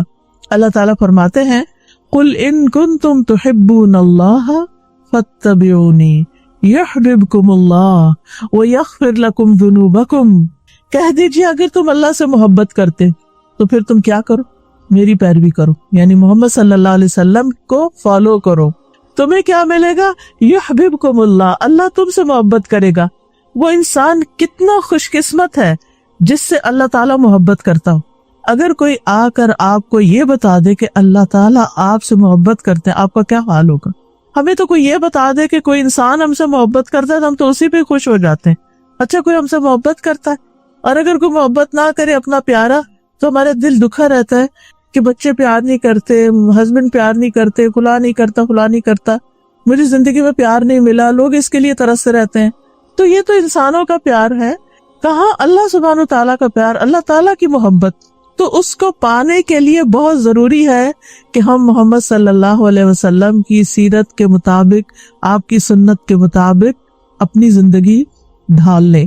انشاءاللہ اس کے بعد آپ کو جیسا کہ معلوم ہے، اور یہ میرے خیال ہے کہ فلائر بھی آپ تک پہنچا ہوگا، یہ تجلیات نبوت کے نام سے انشاءاللہ اس کا ایک کورس یہاں کروایا جائے گا، تو یہ سیرت کا کورس ہوگا۔ ابن قیم رحمہ اللہ کہتے ہیں جب بندے کی دونوں جہانوں میں خوش نصیبی نبی صلی اللہ علیہ وسلم کی سیرت سے مربوط ہے، جڑی ہوئی ہے، تو ہر وہ شخص جو اپنی خیر خواہی چاہتا ہے، اپنا فائدہ چاہتا ہے، جو اپنے نفس کی خیر اور خوش نصیبی چاہتا ہے، اس پر واجب ہے کہ وہ نبی صلی اللہ علیہ وسلم کی سیرت، طریقے اور آپ کی شان کو جانے، جس سے وہ جاہلوں کی صف سے نکل جائے گا۔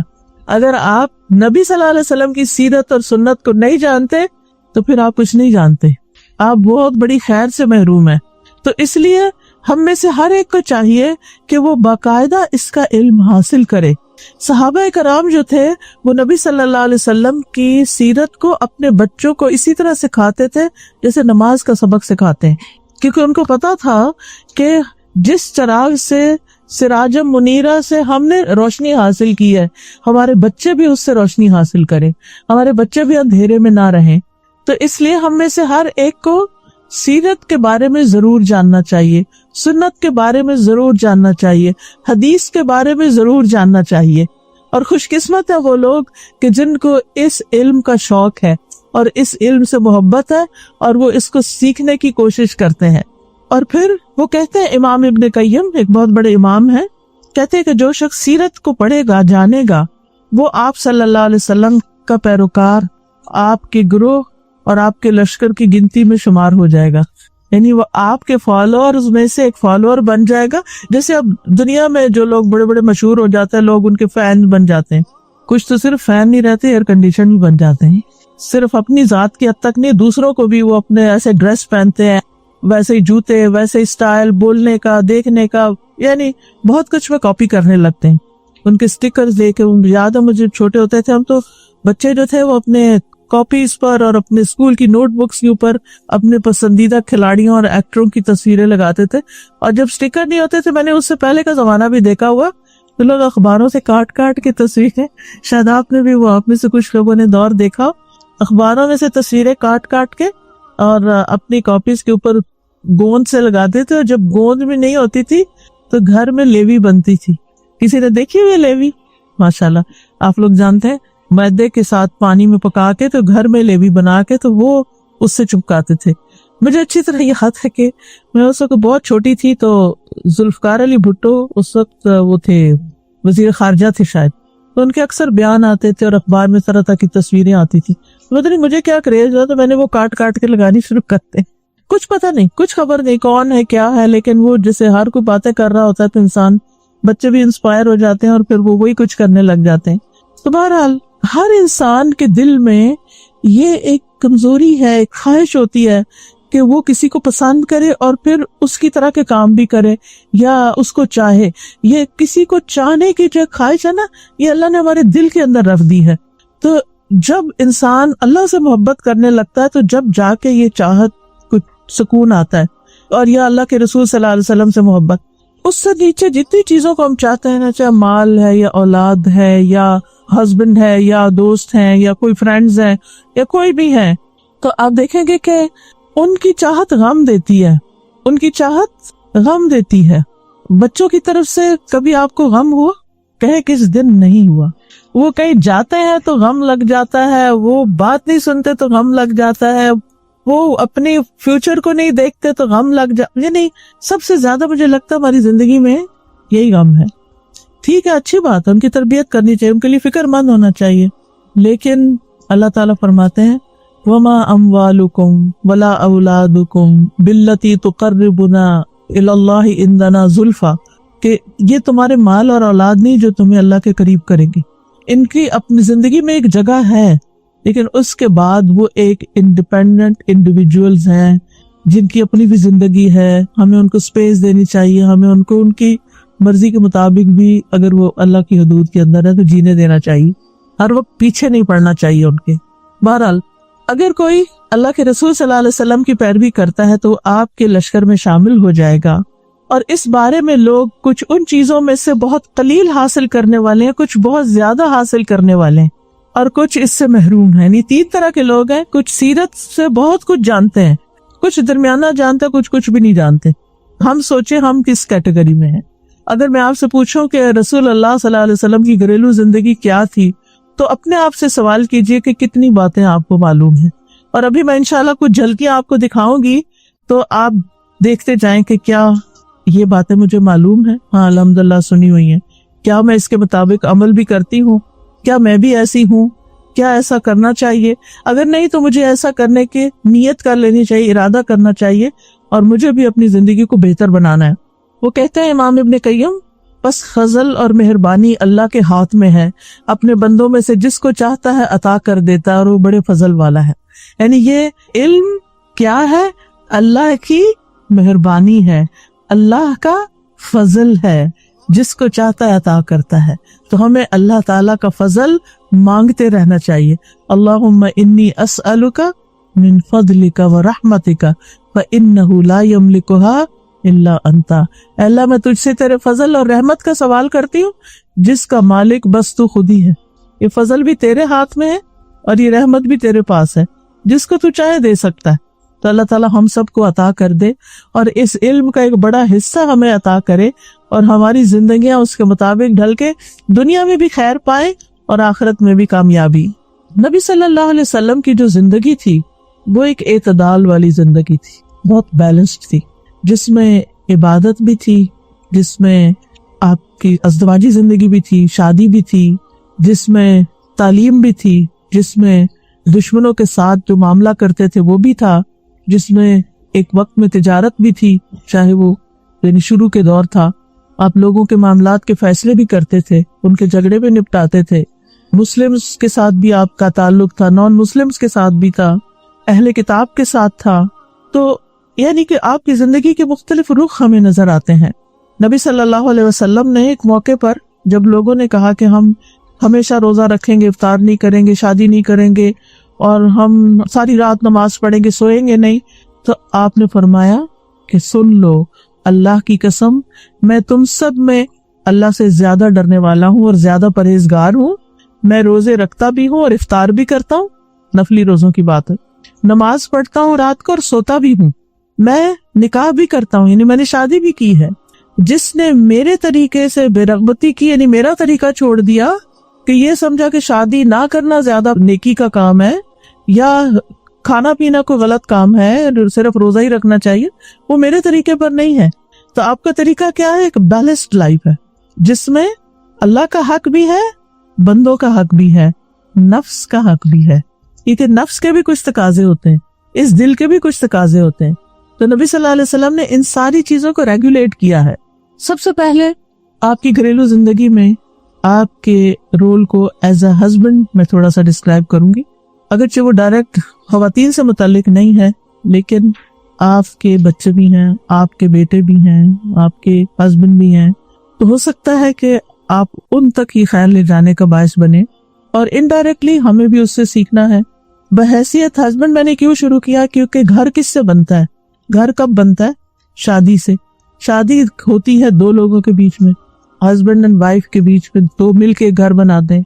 तो उसमें घर ईंटों के साथ और लकड़ियों के साथ ही नहीं बनता, बल्कि घर किसके साथ बनता है? इंसानों के साथ, घर वालों के साथ। जब घर वाले ही उसमें ना हो तो वो घर क्या घर है?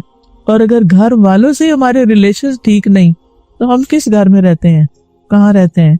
तो इसलिए ये टॉपिक बहुत अहम है, और इसी वजह से मैंने चुना कि हम अपनी घरेलू जिंदगियों का जायजा लें, क्योंकि वेस्ट में रहते हुए ये चीजें बहुत देखने में आ रही हैं कि हमारी बच्चियों के अंदर खास तौर पर अब घर बनाने का शौक नहीं रहा, इंडिपेंडेंट लाइफ का शौक है कि हम पढ़ें, जॉब करें, अपनी मर्जी से अपने अलग अपार्टमेंट में रहें, हमें कोई पूछने वाला ना हो, हमें कोई कुछ कहने वाला ना हो, और बच्चों की मुसीबत तो हम अपने सर पे ले ही नहीं सकते। ऐसे तो नहीं ना जिंदगी गुजरती। ये कोई नेकी तो नहीं है ना? क्या वाकई ये नेकी है? यानी हम इतनी अपनी मर्जी की लाइफ गुजारने को समझे हम बड़े कामयाब हैं, और फिर अगर हम किसी दुनियावी एतबार से किसी बहुत बड़े CEO बन गए हैं, कुछ बन गए हैं, और हम समझे कि हमने जिंदगी में बड़ी अचीवमेंट की है, और उसके मुकाबले में दूसरी बहन ने शादी की, बच्चे पैदा किए, उनको पाला, उनको CEO बना दिया, वो कहते हैं इसने क्या किया? इसने शायद अपने ऊपर जुल्म किया। नहीं, जुल्म नहीं किया। उसने जो कुछ किया है ना, जो दुनिया में एक नस्ल को तैयार किया है, या फिर ये है कि अल्लाह ताला के बताए हुए फितरी तरीके के मुताबिक उसने जिंदगी बसर की है। उसने अपनी दुनिया भी बना ली और आखिरत भी बना ली, और आप अपनी सिर्फ दुनिया ही बनाते जा रहे हैं। ये कब तक? सिर्फ उस वक्त तक जब तक आप दुनिया में, ये जब तक आप जवान हैं। ये सब जवानी की मस्ती है। जब इस वक्त जवानी खत्म हो जाएगी फिर आपको सहारे की जरूरत पड़ेगी, और अगर जवानी में आपने रिलेशंस नहीं बनाए ना, तो बुढ़ापे में रिलेशंस नहीं बनते होते। मियाँ बीवी के बीच में भी अगर जवानी में अंडरस्टैंडिंग डेवलप, शुरू में टीजिंग पीरियड होता है, अंडरस्टैंडिंग डेवलप हो जाए तो लेटर लाइफ में जब बच्चे पैदा होने के बाद बड़े करके वो अपने उड़ जाते हैं कहीं, तो फिर दोनों एक दूसरे का सहारा बनते हैं, और दोनों को एक दूसरे की जरूरत होती है। इसीलिए अल्लाह ताला ने इस रिश्ते को मवद्दत और रहमत का रिश्ता कहा है, कि इसमें इब्तिदा में मोहब्बत होती है और फिर आगे जाके फिर रहमत। एक दूसरे का ख्याल रखते हैं। जरा सा सर दर्द हो जाए, जरा सा शुगर हाई हो जाए, जरा सा ब्लड प्रेशर हाई हो जाए, तो सारे काम छोड़ छाड़ के पास बैठ जाते हैं कि आप ठीक तो हैं ना, आप ठीक तो हैं। और यही चीज एक मोहब्बत पैदा करती है ना आपस में, कि एक दूसरे की केयर करना। तो बहरहाल रसूलुल्लाह सल्लल्लाहु अलैहि वसल्लम अपने घर वालों के लिए सबसे ज्यादा बेहतरीन थे। नबी सल्लल्लाहु अलैहि वसल्लम ने फरमाया, सुनन इब्न माजा की रिवायत है, तुम में सबसे बेहतर वो है जो अपने घर वालों के लिए बेहतर हो। ये सबसे अच्छे इंसान का क्राइटेरिया बताया जा रहा है। ये नहीं कहा जो सारी रात नमाज पढ़ता हो और जो सारा दिन रोजा रखता हो वो सबसे बेहतरीन है तुम में। ये नहीं कहा। अपने फराइज अदा करने के बाद सबसे बेहतरीन वो है जो अपने घर वालों के लिए अच्छा हो। और तुम सब की निस्बत, यानी तुम सबसे ज्यादा मैं अपने घर वालों के लिए बेहतर हूं। आज हम में से कौन है जो ये कहे कि मैं अपने घर वालों के लिए सबसे बेहतर हूँ, सबसे अच्छा सलूक मैं अपने घर वालों से करता हूँ। हम अक्सर ये देखने में आए, लोग अपने फ्रेंड्स के साथ इतना हंसी मजाक करेंगे, इतने खुश होंगे, उनको खिलाएंगे पिलाएंगे, उनको खाने पे ले जाएंगे, कॉफी पे ले जाएंगे, इधर ले जाएंगे उधर ले जाएंगे, जो ही घर आएंगे लड़ाई शुरू कर देंगे। सारी खुशियां वहां बांट के घर में खाली दाखिल हुए, और फिर बीवी से या जो भी बहन भाई जिसके साथ भी रहते हैं उनके साथ मूड ऑफ करके बैठ गए। ये क्यों, छोटी सी बात पकड़ ली, ये क्यों नहीं हुआ, वो क्यों नहीं हुआ। अल्लाह की नजर में आप कौन है फिर? सबसे बेहतर। अल्लाह की नजर में आप बेहतर है कि आप बाहर भी अच्छा करके आए, लेकिन घर आके आप उससे भी अच्छे बन गए। ये क्राइटेरिया रखें। आप अपने वर्क प्लेस पे हैं, आप अपने कॉलेज में है, स्कूल में है, कहीं और भी है, वहां आप लोगों से अच्छा मामला करते हैं, सब आपको बहुत पसंद करते हैं कि आप बड़े अच्छे अखलाक के इंसान है, लेकिन जो ही घर में एंटर हो तो आपकी अम्मी के मेरा बच्चा तो سب سے زیادہ میرا فرمانبردار ہے۔ ابو عبداللہ الجدلی کہتے ہیں میں نے عائشہ رضی اللہ تعالی عنہا سے کہا کہ رسول اللہ صلی اللہ علیہ وسلم کا اپنے گھر والوں کے ساتھ کیسا اخلاق تھا۔ لوگ گھر والوں سے پوچھتے ہیں نا کہ یہ باہر تو اتنے اچھے ہوتے ہیں، اندر کیسے ہیں؟ انہوں نے بتایا کہ وہ تمام لوگوں میں سب سے زیادہ اچھے اخلاق والے ہیں۔ آپ کوئی بیہودہ کام یا فحش گفتگو نہیں کرتے تھے، یعنی کوئی گالی گلوچ نہیں، کوئی لڑائی جھگڑا نہیں، نہ ہی بازاروں میں شور کرنے والے تھے، نہ برائی کا بدلہ برائی سے دیتے تھے، بلکہ معاف کر دیتے اور درگزر کرتے تھے۔ یہ آپ کا گھر والوں کے ساتھ رویہ تھا۔ عمر بن عاص کہتے ہیں میں نے آپ سے پوچھا آپ کو سب سے زیادہ محبت کس سے ہے، یعنی نبی صلی اللہ علیہ وسلم سے یہ سوال کیا گیا۔ فرمایا عائشہ سے۔ میں نے کہا مردوں میں سے؟ کہا اس کے والد سے۔ آج کوئی ہے جو یہ کہے کہ مجھے سب سے زیادہ محبت اپنی بیوی سے ہے؟ اگر ہو بھی تو نہیں کہیں گے، کیونکہ اس کو کیا سمجھتے ہیں، وہ مردانگی کے خلاف۔ اب بیوی کو بھی نہیں بتاتے کہ مجھے تم سے محبت ہے، وہ بیچاری ساری زندگی یہ دو بول سننے کو ترستی رہتی ہے۔ کیوں نہیں بتاتے؟ پھر یہ ساتھ چڑھ جائے گی، پھر یہ اپنے مطالبے لے کے آ جائے گی، یہ محبت کو ایکسپلائٹ کرے گی۔ اس ڈر سے بھی نہیں بتاتے چاہے محبت اندر ہو بھی۔ یہ ضروری نہیں ایک شخص آیا آپ کے پاس کہنے لگا مجھے فلاں سے محبت، آپ نے فرمایا تم نے اس کو بتایا؟ کہا نہیں۔ کہا جاؤ بتاؤ اس کو، کیونکہ جس سے محبت ہوتی ہے نا اس سے ہماری ایکسپیکٹیشنز ہوتی ہیں کہ یہ بھی ہم سے محبت کرے، اور اگر ہم بتاتے ہی نہیں ہیں کہ آپ مجھے اچھے لگتے ہیں تو وہ بھی جواب میں آپ کو نہیں کبھی بھی بتائیں گے کہ آپ بھی ان کو اچھے لگتے ہیں، تو پھر شیطان بدگمانیاں ڈالنا شروع کر دے گا۔ پھر اسی طرح حضرت عائشہ کہتی ہیں کہ میں نے نبی صلی اللہ علیہ وسلم کی ازواج میں سے کسی پر رشک نہیں کیا سوائے حضرت خدیجہ کے، اور میں نے خدیجہ کو نہیں پایا، نہیں انہوں نے حضرت خدیجہ کو نہیں دیکھا تھا، وہ تو مکہ میں ہی فوت ہو گئی تھی، کہ رسول اللہ صلی اللہ علیہ وسلم جب بکری ذبح کرتے تھے تو آپ فرماتے تھے اس کا گوشت خدیجہ کی سہیلیوں کو بھیج دو۔ اتنی کیئر، صرف بیوی کو نہیں کھلانا، بیوی کی دوستوں تک بھی چیز جائے۔ آج اگر کوئی عورت 2 کیک بنا لے تو سوال پیدا ہو جاتا ہے یہ دوسرا کس کے لیے؟ اگر وہ کہے میں نے اپنی فرینڈ کو بھیجنا ہے، اوہ ہو، پھر تو شاید چھاتی گر پڑے، فرینڈ کو بھیجنا ہے، اتنے چھوٹے دل ہیں۔ اچھا بعض اوقات یہ وجہ بھی ہوتی ہے کہ جب ہم صرف فرینڈ کو بھیجتے ہیں، اس کی ماں کو نہیں بھیجتے، پھر اس کو لگتا ہے اچھا فرینڈ کو تو یہ تحفہ جا رہا ہے اور گھر والوں کی خبر نہیں۔ تو جب ہم رشتوں میں بیلنس کرتے ہیں نا، ماں اپنی جگہ، باپ اپنی جگہ، بہن اپنی جگہ، بھائی اپنی جگہ، بیٹا اپنی جگہ، بیوی اپنی جگہ، شوہر، پھر کم اعتراض ہوتے ہیں۔ جب گھر والوں کے پیٹ بھر جاتے ہیں نا، پھر آپ کسی اور کو بھی بھیج سکتے ہیں، پھر اعتراض کم ہوتا ہے یا نہیں ہوتا۔ بہرحال وہ کہتی ہے ایک دن میں غصے میں آ گئی، حضرت عائشہ تھوڑی جیلسی فیل ہوئی ہوگی، میں غصے میں آ گئی، میں نے کہا آپ تو ہر وقت خدیجہ خدیجہ کرتے رہتے ہیں، آپ ہر وقت خدیجہ کو یاد کرتے ہیں، تو رسول اللہ صلی اللہ علیہ وسلم نے یہ نہیں کہا نہیں تم بے فکر رہو، مجھے تم سے زیادہ محبت ہے، میں تو ویسے ہی کر رہا تھا، نہیں ٹالا نہیں، کہا انی قد رزقت حبھا، مجھے اس کی محبت کا رزق ملا ہے، میرے دل میں ڈالی گئی ہے اس کی محبت۔ یہ محبتیں اللہ ڈالتا ہے، انسانوں کی محبت اللہ ڈالتا ہے دلوں میں، فرمایا اللہ نے مجھے اس کی محبت دی ہے، میں کیا کر سکتا ہوں۔ تو محبت اگر ہو تو اس کے اظہار میں کوئی گناہ کی بات نہیں ہے۔ پھر اسی طرح نبی صلی اللہ علیہ وسلم حضرت عائشہ سے بھی بہت محبت کرتے تھے۔ وہ کہتی ہیں کہ میں حیض کی حالت میں پیریڈز میں پانی پیتی اور اپنا برتن نبی صلی اللہ علیہ وسلم کو دیتی، آپ برتن سے اسی جگہ منہ رکھ کے پانی پیتے جہاں سے میں نے پانی پیا ہوتا تھا۔ یہ کیوں؟ کوئی ضروری ہے؟ محبت کے اظہار کے لیے، محبت اظہار مانگتی ہے۔ آپ صرف زبانی کہیں گے نا مجھے بہت محبت ہے، میرے والد ایک مثال دیا کرتے تھے کہ اگر کوئی یہ کہ مجھے تم سے بہت محبت ہے، وہ کہ اچھا ذرا پانی لا دے کہ تمہارے پاؤں ٹوٹے، خود اٹھ کے لے لو، تو کہتے یہ محبت نہیں ہوتی۔ محبت تو اطاعت سکھاتی ہے، محبت تو کیئر سکھاتی ہے۔ اگر آپ کو کسی سے محبت ہے تو پھر آپ کو اس کی کیئر بھی کرنی ہوتی ہے۔ تو بہرحال پیریڈز کی بات اس لیے کی گئی کہ اہل کتاب کے یہاں پیریڈ والی عورت کو تو گھر سے باہر ایک الگ جگہ بند کیا جاتا۔ شاید آپ کو کبھی پاکستان میں گئے ہوں، شمالی علاقہ جات میں، ناردرن ایریاز میں ایک کمیونٹی رہتی ہے، میں وہاں جا چکی ہوں، اپنے ذہن میں نام نہیں آ رہا ان کا، میرے خیال کلاش تھا ہی جی۔ وہاں پر میں نے خود دیکھا کہ کچھ لوگ اپنے گھروں میں ہیں اور ایک ہاسٹل ٹائپ چھوٹی سی جگہ تھی، تو کچھ عورتیں اور چھوٹے چھوٹے بچے ان کے ادھر۔ میں نے کہا یہ ساری عورتیں یہاں کیوں رہ رہی ہیں؟ کہتے ہیں جب پیریڈز ہوتے ہیں تو ان کو ادھر بھیج دیا جاتا ہے، گھر نہیں رہ سکتی۔ یہود کے یہاں بھی یہی تھا۔ نبی صلی اللہ علیہ وسلم نے خاص طور پر اپنے عمل سے کر کے دکھایا کہ عورت ناپاک نہیں ہو جاتی، یعنی ٹھیک ہے نماز نہیں اس نے پڑھنی اس لیے ہم کہتے ہیں ناپاک ہے، لیکن فزیکلی نہ اس کا لعاب دہن نہ پاک ہے نہ اس کا پسینہ. ہمارے ہاں بھی اتنی غلط فہمی ہے کہ اگر پیریڈز میں کوئی کپڑا پہن لو بس بھائی اب تو دوبارہ اس میں نماز نہیں ہو سکتی. نہیں، ایسا کچھ نہیں ہے. اگر کوئی اسپاٹ لگ گیا اس پہ بس اتنی جگہ آپ دھو لو اچھی طرح 3 دفعہ مل کے تاکہ اس کی نجاست ساری نکل جائے، دوبارہ اسی کپڑے میں نماز ہو سکتی. بعض لوگ شادی کے کپڑے پہن کے اگر پیریڈز میں پہن لیں تو نمازیں ہی نہیں پڑھتے. وہ کہتے نہیں یہ اصل میں ناپاک کپڑے پہنے. بھی کہاں سے ناپاک ہو کے؟ لا علمی ہے نا، لا علمی میں فرائض چھوڑ دیتے ہیں. ایسا کچھ بھی نہیں ہے. تو بہرحال نبی صلی اللہ علیہ وسلم اسی جگہ سے گوشت کھاتے تھے جس جگہ سے حضرت عائشہ نے کھایا تھا. اچھا، اس میں ایک اور مسئلہ بھی نکلتا ہے، وہ یہ کہ بیوی بھی پہلے کھا سکتی ہے اور پی سکتی ہے. یہ کوئی ایسی بات نہیں ہے کہ اگر کٹھے کھانا کھا رہے ہیں اور بیوی نے پہلے گلاس اٹھا لیا تو شامت آ جائے یہ تو شوہر کا حق ہے کہ پہلے وہ پیے. ایسا کچھ نہیں ہے. ٹھیک ہے، وہ پینا چاہتا ہے وہ پی لے، آپ پینا چاہتی ہیں آپ پی سکتی ہیں.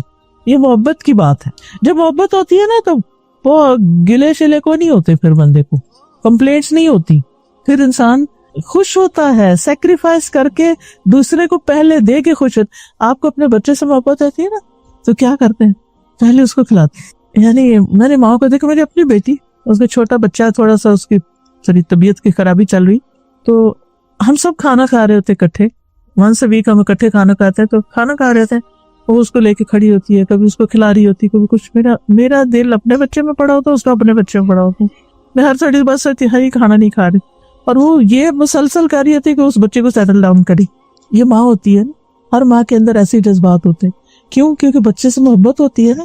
وہ جیسے نبی صلی اللہ علیہ وسلم کی غیر موجودگی میں حضرت عائشہ کے پاس ایک عورت آئی، اس کے ساتھ 2 یتیم بچیاں تھیں.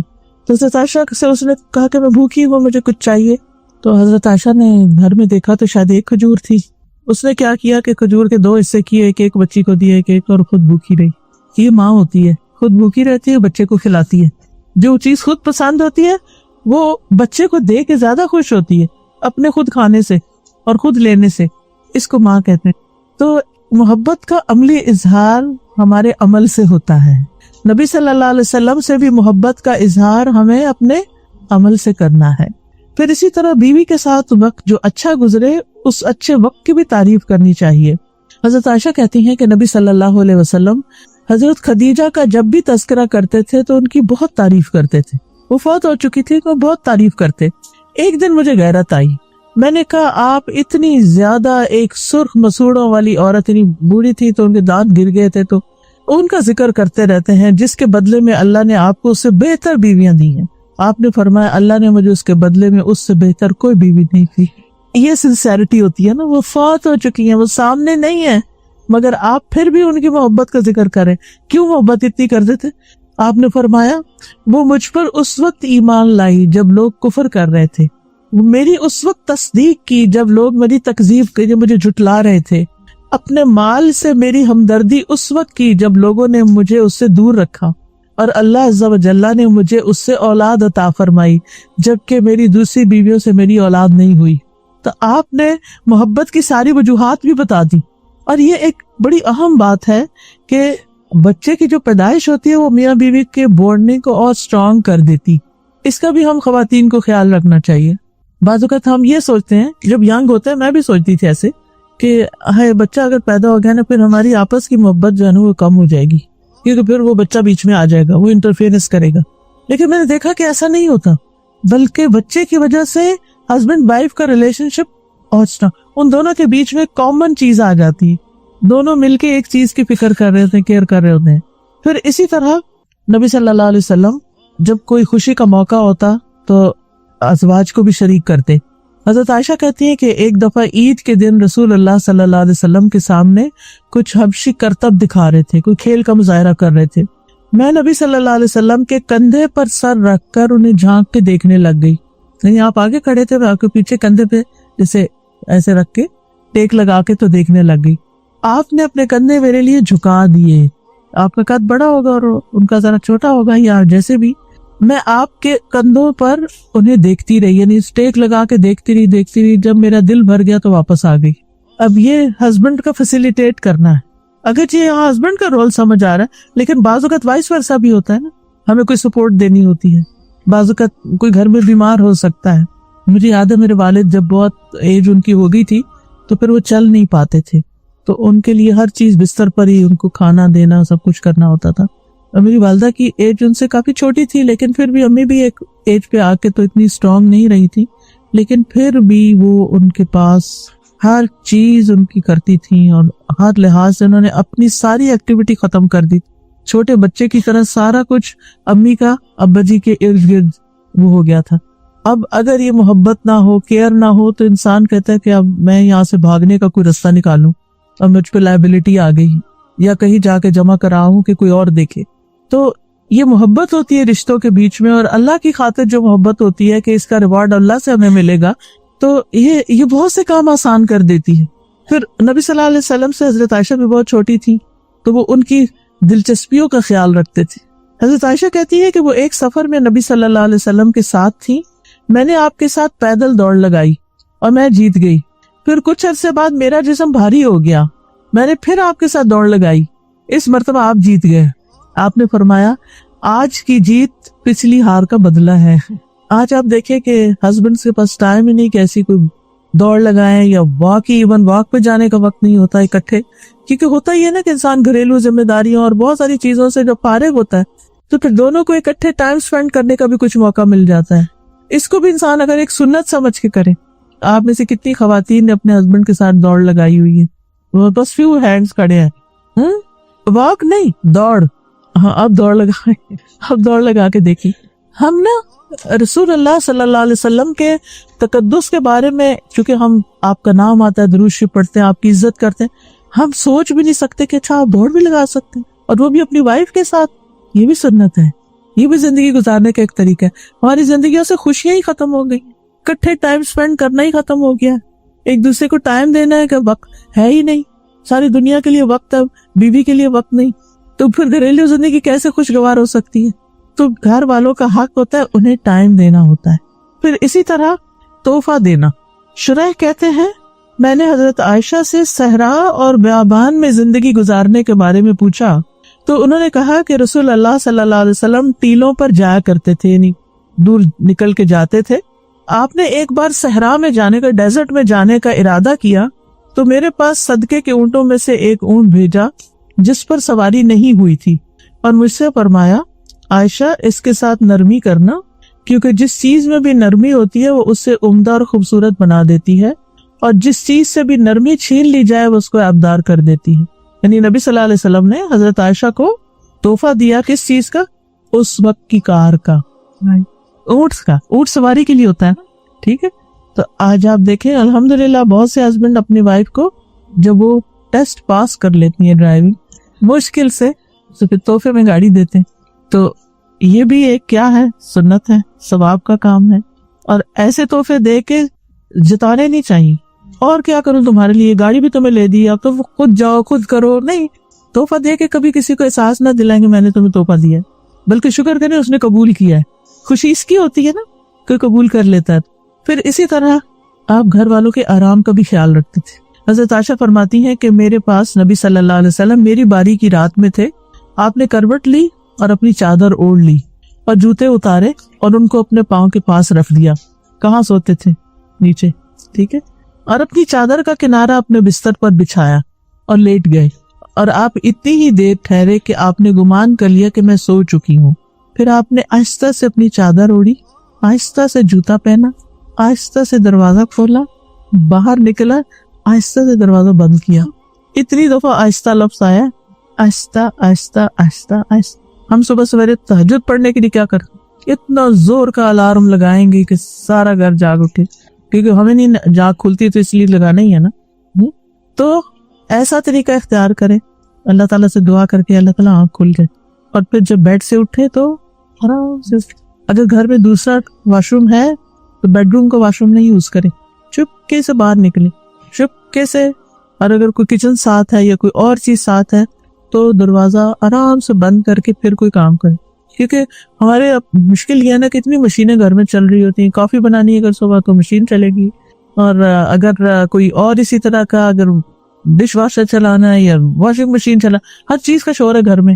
جب ہسبینڈ آرام کر رہا ہو تو اس ٹائم پر یہ کام نہ شروع کر دیں، اس کے لیے ٹائم مینجمنٹ کرے، کوئی اور ٹائم نکالیں. کیونکہ ہم سوچتے ہیں پھر میں کیا کروں, میرے پاس بھی یہی ٹائم ہے, اور میرے پاس اور کوئی ٹائم نہیں ہے, مجھے اب صبح برتن چاہیے, مجھے تو چاہیے, میں تو لگانا ہے, ضد نہیں کرنی. اچھا سوچے, اچھا اور کون سا وقت ہو سکتا ہے جب یہ گھر پہ نہ ہو, جب یہ ڈسٹرب نہ ہو. یہاں تو نبی صلی اللہ علیہ وسلم بیوی کا خیال کر رہے ہیں, تو کیا بیوی کے لیے لازم نہیں ہے کہ وہ ہسبینڈ کا خیال کرے؟ دونوں تو دیکھیے, ایک بات یاد رکھیے, کوئی ریلیشن شپ ون سائیڈڈ نہیں ہوتا, دو طرف سے معاملہ ہوا کرتا ہے. اور انتظار نہ کیا کرے کہ پہل کوئی اور کرے, کیا کرنا چاہیے, خود کر لیں. جو چیز آپ چاہتے ہیں نا دوسرا آپ کے ساتھ کرے, وہ آپ کر لیں. اچھا بعض اوقات کچھ لوگ اس کو بھی ایکسپٹ نہیں کرتے, کچھ سخت دل لوگ ہوتے ہیں, اگر آپ ان سے یہ بھی پوچھنا پانی پینا, تو تمہیں ہر وقت یہ پوچھنے کی یاد رہتا ہے پانی پینا, پانی پینا. کیونکہ ہمیں یہ ہوتا ہے نا, آج کل پیاس وغیرہ کم لگتی ہے, تو ڈاکٹر کہتے ہیں 8 گلاس پانی پیو, یہ کرو وہ کرو, تو پھر ہم دیکھتے ہیں پانی کوئی نہیں پیا ہسبینڈ نے, تو پھر ہم کہتے ہیں آپ کو پانی پینا ہے, آپ پانی پیئیں, وہ اس کو بھی مائنڈ کر جاتے ہیں. پھر تو ایک تو ہم طریقہ سوچا, آپ ان سے ہی پوچھ لیں, اچھا پھر میں کیسے کہوں, آپ مجھے بتا دیں, میں ویسے ہی آپ کی خدمت سے حاضر ہو جاؤں گی, لیکن آپ کو یاد دہانی. میں بعض اوقات کہتی مجھے اچھا تو نہیں لگ رہا, لیکن وہ ڈاکٹر نے کہا تھا نا یہ کرنا ہے, تو پھر کچھ نہیں کہتے, ٹھیک ہے ہاں تم صحیح کہہ رہی. پھر کبھی کہتا ہے اچھا تم نے یاد کرا دینا تھا نا, تمہیں کہہ دینا تھا نا. نہیں, اس وقت جب کوئی کھا رہا ہو نا, اس وقت نہیں کہتے کہ میٹھا نہیں کھانا کیونکہ شوگر آئی ہو جائے, کیونکہ وہ کسی کے منہ سے نوالا چھینتا ہے نا, وہ بڑا تکلیف دہ ہوتا ہے. ایسی چیزوں سے بھی بچنا چاہیے. سامنے نہ رکھیں, یہ بہت اچھی ٹپ ہے, سامنے نہ رکھیں, خود سامنے بیٹھ کے نہ کھائیں. یعنی کچھ چیزیں پہ سیکریفائس ساتھ چلنے کے لیے کرنی پڑتی ہے نا, تب ریلیشن شپ اچھے ہوتے ہیں. بہت سی خواتین شکایت کرتی ہے, وہ ہمارے ہسبینڈ تو نماز پڑھنے کو بھی مائنڈ کرتے ہیں, ان کو تو میری نماز بھی اچھی نہیں لگتی. یہ نہیں بتاتی کیوں نہیں اچھی لگتی, مسئلہ کیا ہے. کئی خواتین کیا کرتی ہیں, ادھر سے ہسبینڈ کے آنے کا وقت انہیں جلدی سے نماز شروع کر دی, ان کے آنے سے پہلے پڑھ لوں, اور آنے پر بھی ختم نہیں کرتی, نہ سلام نہ ویلکم نہ کچھ. تو پھر نتیجہ کیا نکلتا ہے, وہ چپ کر کے پھر دیکھیں گے یہاں نماز پڑھ رہے ہیں, پھر نماز پڑھ رہے ہیں, پھر نماز پڑھ رہے ہیں. ہاں اگر آپ کو پتا ہے کہ اس وقت وہ نہیں, تو جو مرضی کرے, لیکن بعض اوقات اچانک بھی ایسے ہو جاتا ہے, آپ کو نہیں پتا تھا اس وقت کوئی آئے گا, آپ شروع کر دیتے ہیں. لیکن اپنی طرف سے کوشش کریں کہ ایسی چیزیں کم ہوں. اور اسی طرح بعض اوقات ہم کو ذکر کر رہے ہوتے ہیں, کوئی وظیفہ کر رہے ہوتے ہیں, اتنے میں آ جاتے ہیں وہ فجر پڑھ کے سلام کرتے ہیں, ہم کہتے ہیں چپ, اسمائل تو دے دے کم از کم, چپ کرا رہے اسمائل ہی دے دیں, اسمائل دے کے پھر اس کے بعد روک لے وظیفہ تھوڑا سا, اس سے کچھ فرق نہیں پڑتا. یہ جو پابندیاں لگا دیتا ہے نا, بغیر بولے اتنی دفعہ پڑھی 1000 دفعہ, وہ بڑی مشکل کر دیتا ہے. ایسا دین میں کچھ بھی نہیں ہے, کہیں نبی صلی اللہ علیہ وسلم نے اس طرح کی پابندیاں نہیں لگائیں کہ 1000 دفعہ بغیر بولے پڑھیں گے, وہ ضرور انسان. اچھا تو کچھ لوگ اور ایکسٹریم پہ چلے جاتے ہیں, وہ اعتکاف بیٹھتے ہیں, لکھ کے چابی کہاں رکھی ہے وہ لکھ کر دیں گے, بولیں گے نہیں. تو نیچرل رہیں, نیچرل. اچھا پھر اسی طرح ایک دفعہ سفر کے موقع پر آپ صلی اللہ علیہ وسلم اپنی ازواج کے پاس تشریف لائے. اونٹ ہانکنے والا اونٹوں کو تیز تیز چلا رہا تھا, بڑی ریش ڈرائیونگ کر رہا تھا. اس کا نام انجشا تھا. آپ نے فرمایا انجشا تیری خرابی ہو, اونٹوں کو آہستہ چلاؤ, نازک آبگینے سوار ہیں, کرسٹلز ہیں, ڈیلیکیٹ کرسٹلز ہیں, تم اتنی دھکے لگا لگا کے اونٹوں کو بھگا رہے ہو. اوپر آپ کو پتا نہیں اونٹ کی پھر اگر اونٹ بھاگے تو پھر اوپر بیٹھنے والے کا حال کیا ہوگا, اس کا انجر پنجر ڈھیلا پڑ جائے گا. تو آپ نے اس کا بھی خیال رکھا کہ دیکھو ان کو تکلیف نہ پہنچے, یہ کیئر ہے نا. پھر اسی طرح حضرت انس کہتے ہیں میں نے دیکھا کہ رسول اللہ صلی اللہ علیہ وسلم حضرت صفیہ کی وجہ سے اپنے پیچھے اونٹ کی کوہان کے ارد گرد اپنی ابا سے پردہ کیے ہوئے تھے, یعنی کور کیے ہوئے تھے ان کو. جب وہ سواری پہ سوار ہوتی, آپ اپنے اونٹ کے پاس بیٹھ جاتے, اپنا گھٹنا کھڑا رکھتے, حضرت صفیہ اپنا پاؤں آپ کے گھٹنے پہ رکھ کر سیڑھی بنا کر اوپر بیٹھتی تھی. سبحان اللہ. یعنی اور یہ کوئی عام انسان نہیں ہے, یہ اللہ کے رسول ہیں جن پر اللہ تعالیٰ درود بھیجتے ہیں, ان کی تعریف کرتے ہیں ملائے اعلیٰ میں, جن پر فرشتے درود بھیجتے ہیں, جن پر درود بھیجنا ہمارے لیے لازم کر دیا گیا ہے. یہ اللہ کے رسول ہیں صلی اللہ علیہ وسلم. یہ اپنی بیوی کو سوار کرنے کے لیے اپنا گھٹنا آگے کر رہے ہیں کہ اس پہ پاؤں رکھ کے چڑھ جاؤ, آسانی دینے کے لیے. اور آپ کو پتا ہے حضرت صفیہ کون ہے؟ پتا ہے نا, کتنے لوگوں کو پتا ہے؟ یہودی کی بیٹی تھی جو آپ کا بہت دشمن تھا, لیکن یہ مسلمان ہو گئی, جنگ میں پکڑی ہوئی آئی تھی نا, پھر ان کو آزادی ملی, پھر نبی صلی اللہ علیہ وسلم نے ان سے نکاح کیا. ورنہ آپ سوچتے اس عورت کا باپ تو ایسا ویسا تھا. جیسے افسوس کے ساتھ کہنا پڑتا ہے, بعض مردوں کی نیچر ہوتی ہے کہ بیوی کو ماں باپ کے تانے دیتے رہتے ہیں مرد، سمجھ نہیں آتی کیوں، ان کا کیا قصور ہے، ان کو بھی بیچ میں لگید لیتے ہیں. انہوں نے پیدا کر کے پال کے جوان کر کے آپ کو دیا ہے تحفہ اور آپ اس کی یہ قدر کر رہے ہیں، کتنی ناشکری کی بات ہے. پھر اسی طرح بیوی کی مشکلات میں آپ ساتھ دیتے تھے. حضرت عائشہ کہتی ہیں کہ ہم رسول اللہ صلی اللہ علیہ وسلم کے ساتھ کسی سفر میں تھے، جب ہم مقام بیدا یا ذات الجیش پر پہنچے تو میرا ہار کھو گیا. رسول اللہ صلی اللہ علیہ وسلم ہار کی تلاش میں وہیں ٹھہر گئے، لوگ بھی آپ کے ساتھ ٹھہرے، پورے لشکر کو روک دیا. اگر آپ 2-4 فیملیز مل کے جا رہی ہیں اور آپ کی کوئی چیز کھو جائے اور آپ سب کو روک دیں تو پھر کیا ہوگا. اور کیا ہوا، وہاں پانی نہیں تھا، لوگوں کی نماز جا رہی تھی. حضرت ابوبکر کو لوگ کہہ رہے تھے دیکھیں آپ کی بیٹی نے کیا کیا. ان کو غصہ آیا، وہ آئے حضرت عائشہ کے خیمے میں.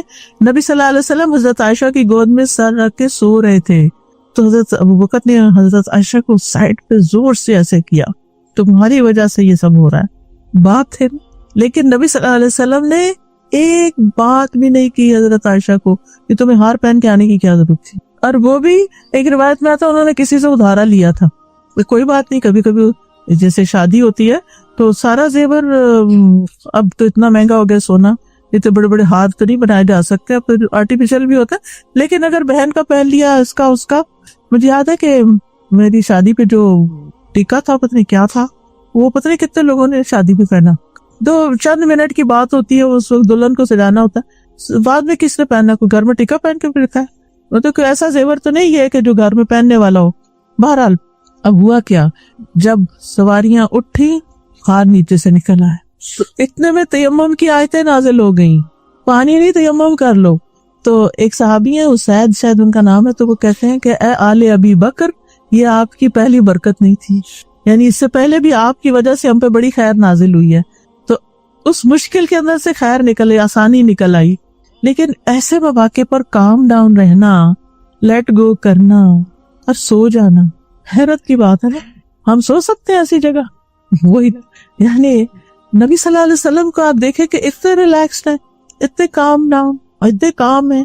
ہم چھوٹی چھوٹی باتوں پر اتنی بڑی ٹینشن سر پہ سوار کر لیتے ہیں کہ ہم ریلیکس کرنا ہی بھول جاتے، اپنے آپ کو ہی تکلیف دے رہے ہوتے ہیں. کیا ٹینشن لینے سے مسئلہ جلدی حل ہوتا ہے؟ کتنے لوگوں کا مسئلہ ٹینشن لینے سے حل ہوتا ہے؟ کسی کا بھی نہیں. جس وقت آپ کو ٹینشن چڑھنے لگے یا جس وقت آپ کو پریشانی بہت ستانے لگے تو آپ اپنے آپ کو کہا کریں کام ڈاؤن، آرام آرام آرام، ہو جائے گا، کچھ نہیں ہوتا، ہو جائے گا. جلدی مچانے سے کچھ نہیں ہونے لگا، آرام، سکون سے ریلیکس ہو جاؤ. جیسے کسی کو کہتے ہیں ایسے اپنے آپ کو کہا کریں. تو اس سے آپ دیکھیں کہ جب آپ ریلیکس ہوگے نا تو آپ زیادہ بہتر فیصلے کر سکیں گے. جب ہم جلدی غصہ بچاتے ہیں، نہ چیز ملتی، سامنے پڑی ہوتی نظر نہیں آتی، کیونکہ ہم غصے میں ہوتے ہیں نا، ہمارا دماغ کہیں اور ہوتا ہے، تو وہی چیز لیٹ ہو جاتی، ڈیلے ہو جاتی. پھر اسی طرح یہ ہے کہ بیوی کو ناراض ہونے کی بھی گنجائش دینا، کہ اگر اس کو کسی وقت موڈ آف ہو گیا تو کوئی بات نہیں، اٹس اوکے. حضرت عائشہ کہتی ہیں کہ رسول اللہ صلی اللہ علیہ وسلم نے مجھ سے فرمایا، جب تم مجھ سے راضی ہوتی ہو تب بھی مجھے پتہ چل جاتا ہے، اور جب ناراض ہوتی ہو تب بھی مجھے پتہ چل جاتا ہے. میں نے کہا آپ کو کیسے پتہ چلتا ہے؟ آپ نے فرمایا جب تم مجھ سے راضی ہوتی ہو تو مجھ سے یوں بات کرتی ہو، محمد کے رب کی قسم صلی اللہ علیہ وسلم، اور جب ناراض ہوتی ہو تو کہتی ہو ابراہیم کے رب کی قسم. میں نے کہا اللہ کے رسول صلی اللہ علیہ وسلم، واللہ میں آپ کا صرف نام ہی چھوڑتی ہوں، میں محبت نہیں چھوڑتی، صرف آپ کا نام چھوڑ دیتی تاکہ آپ کو پتہ چلے کہ میں ناراض. پھر اسی طرح اگر آپس میں کوئی بھی بات ہوتی تھی تو بیوی کے والدین کو شکایت نہیں لگاتے تھے. حضرت عمر کہتے ہیں ایک دن میں کچھ سوچ رہا تھا کہ میری بیوی نے مجھ سے کہا بہتر ہے اگر تم اس معاملے کو فلاں طرح کر لو، یعنی یہ کام آپ ایسے کریں، ایسے نہیں ایسے کر لیں.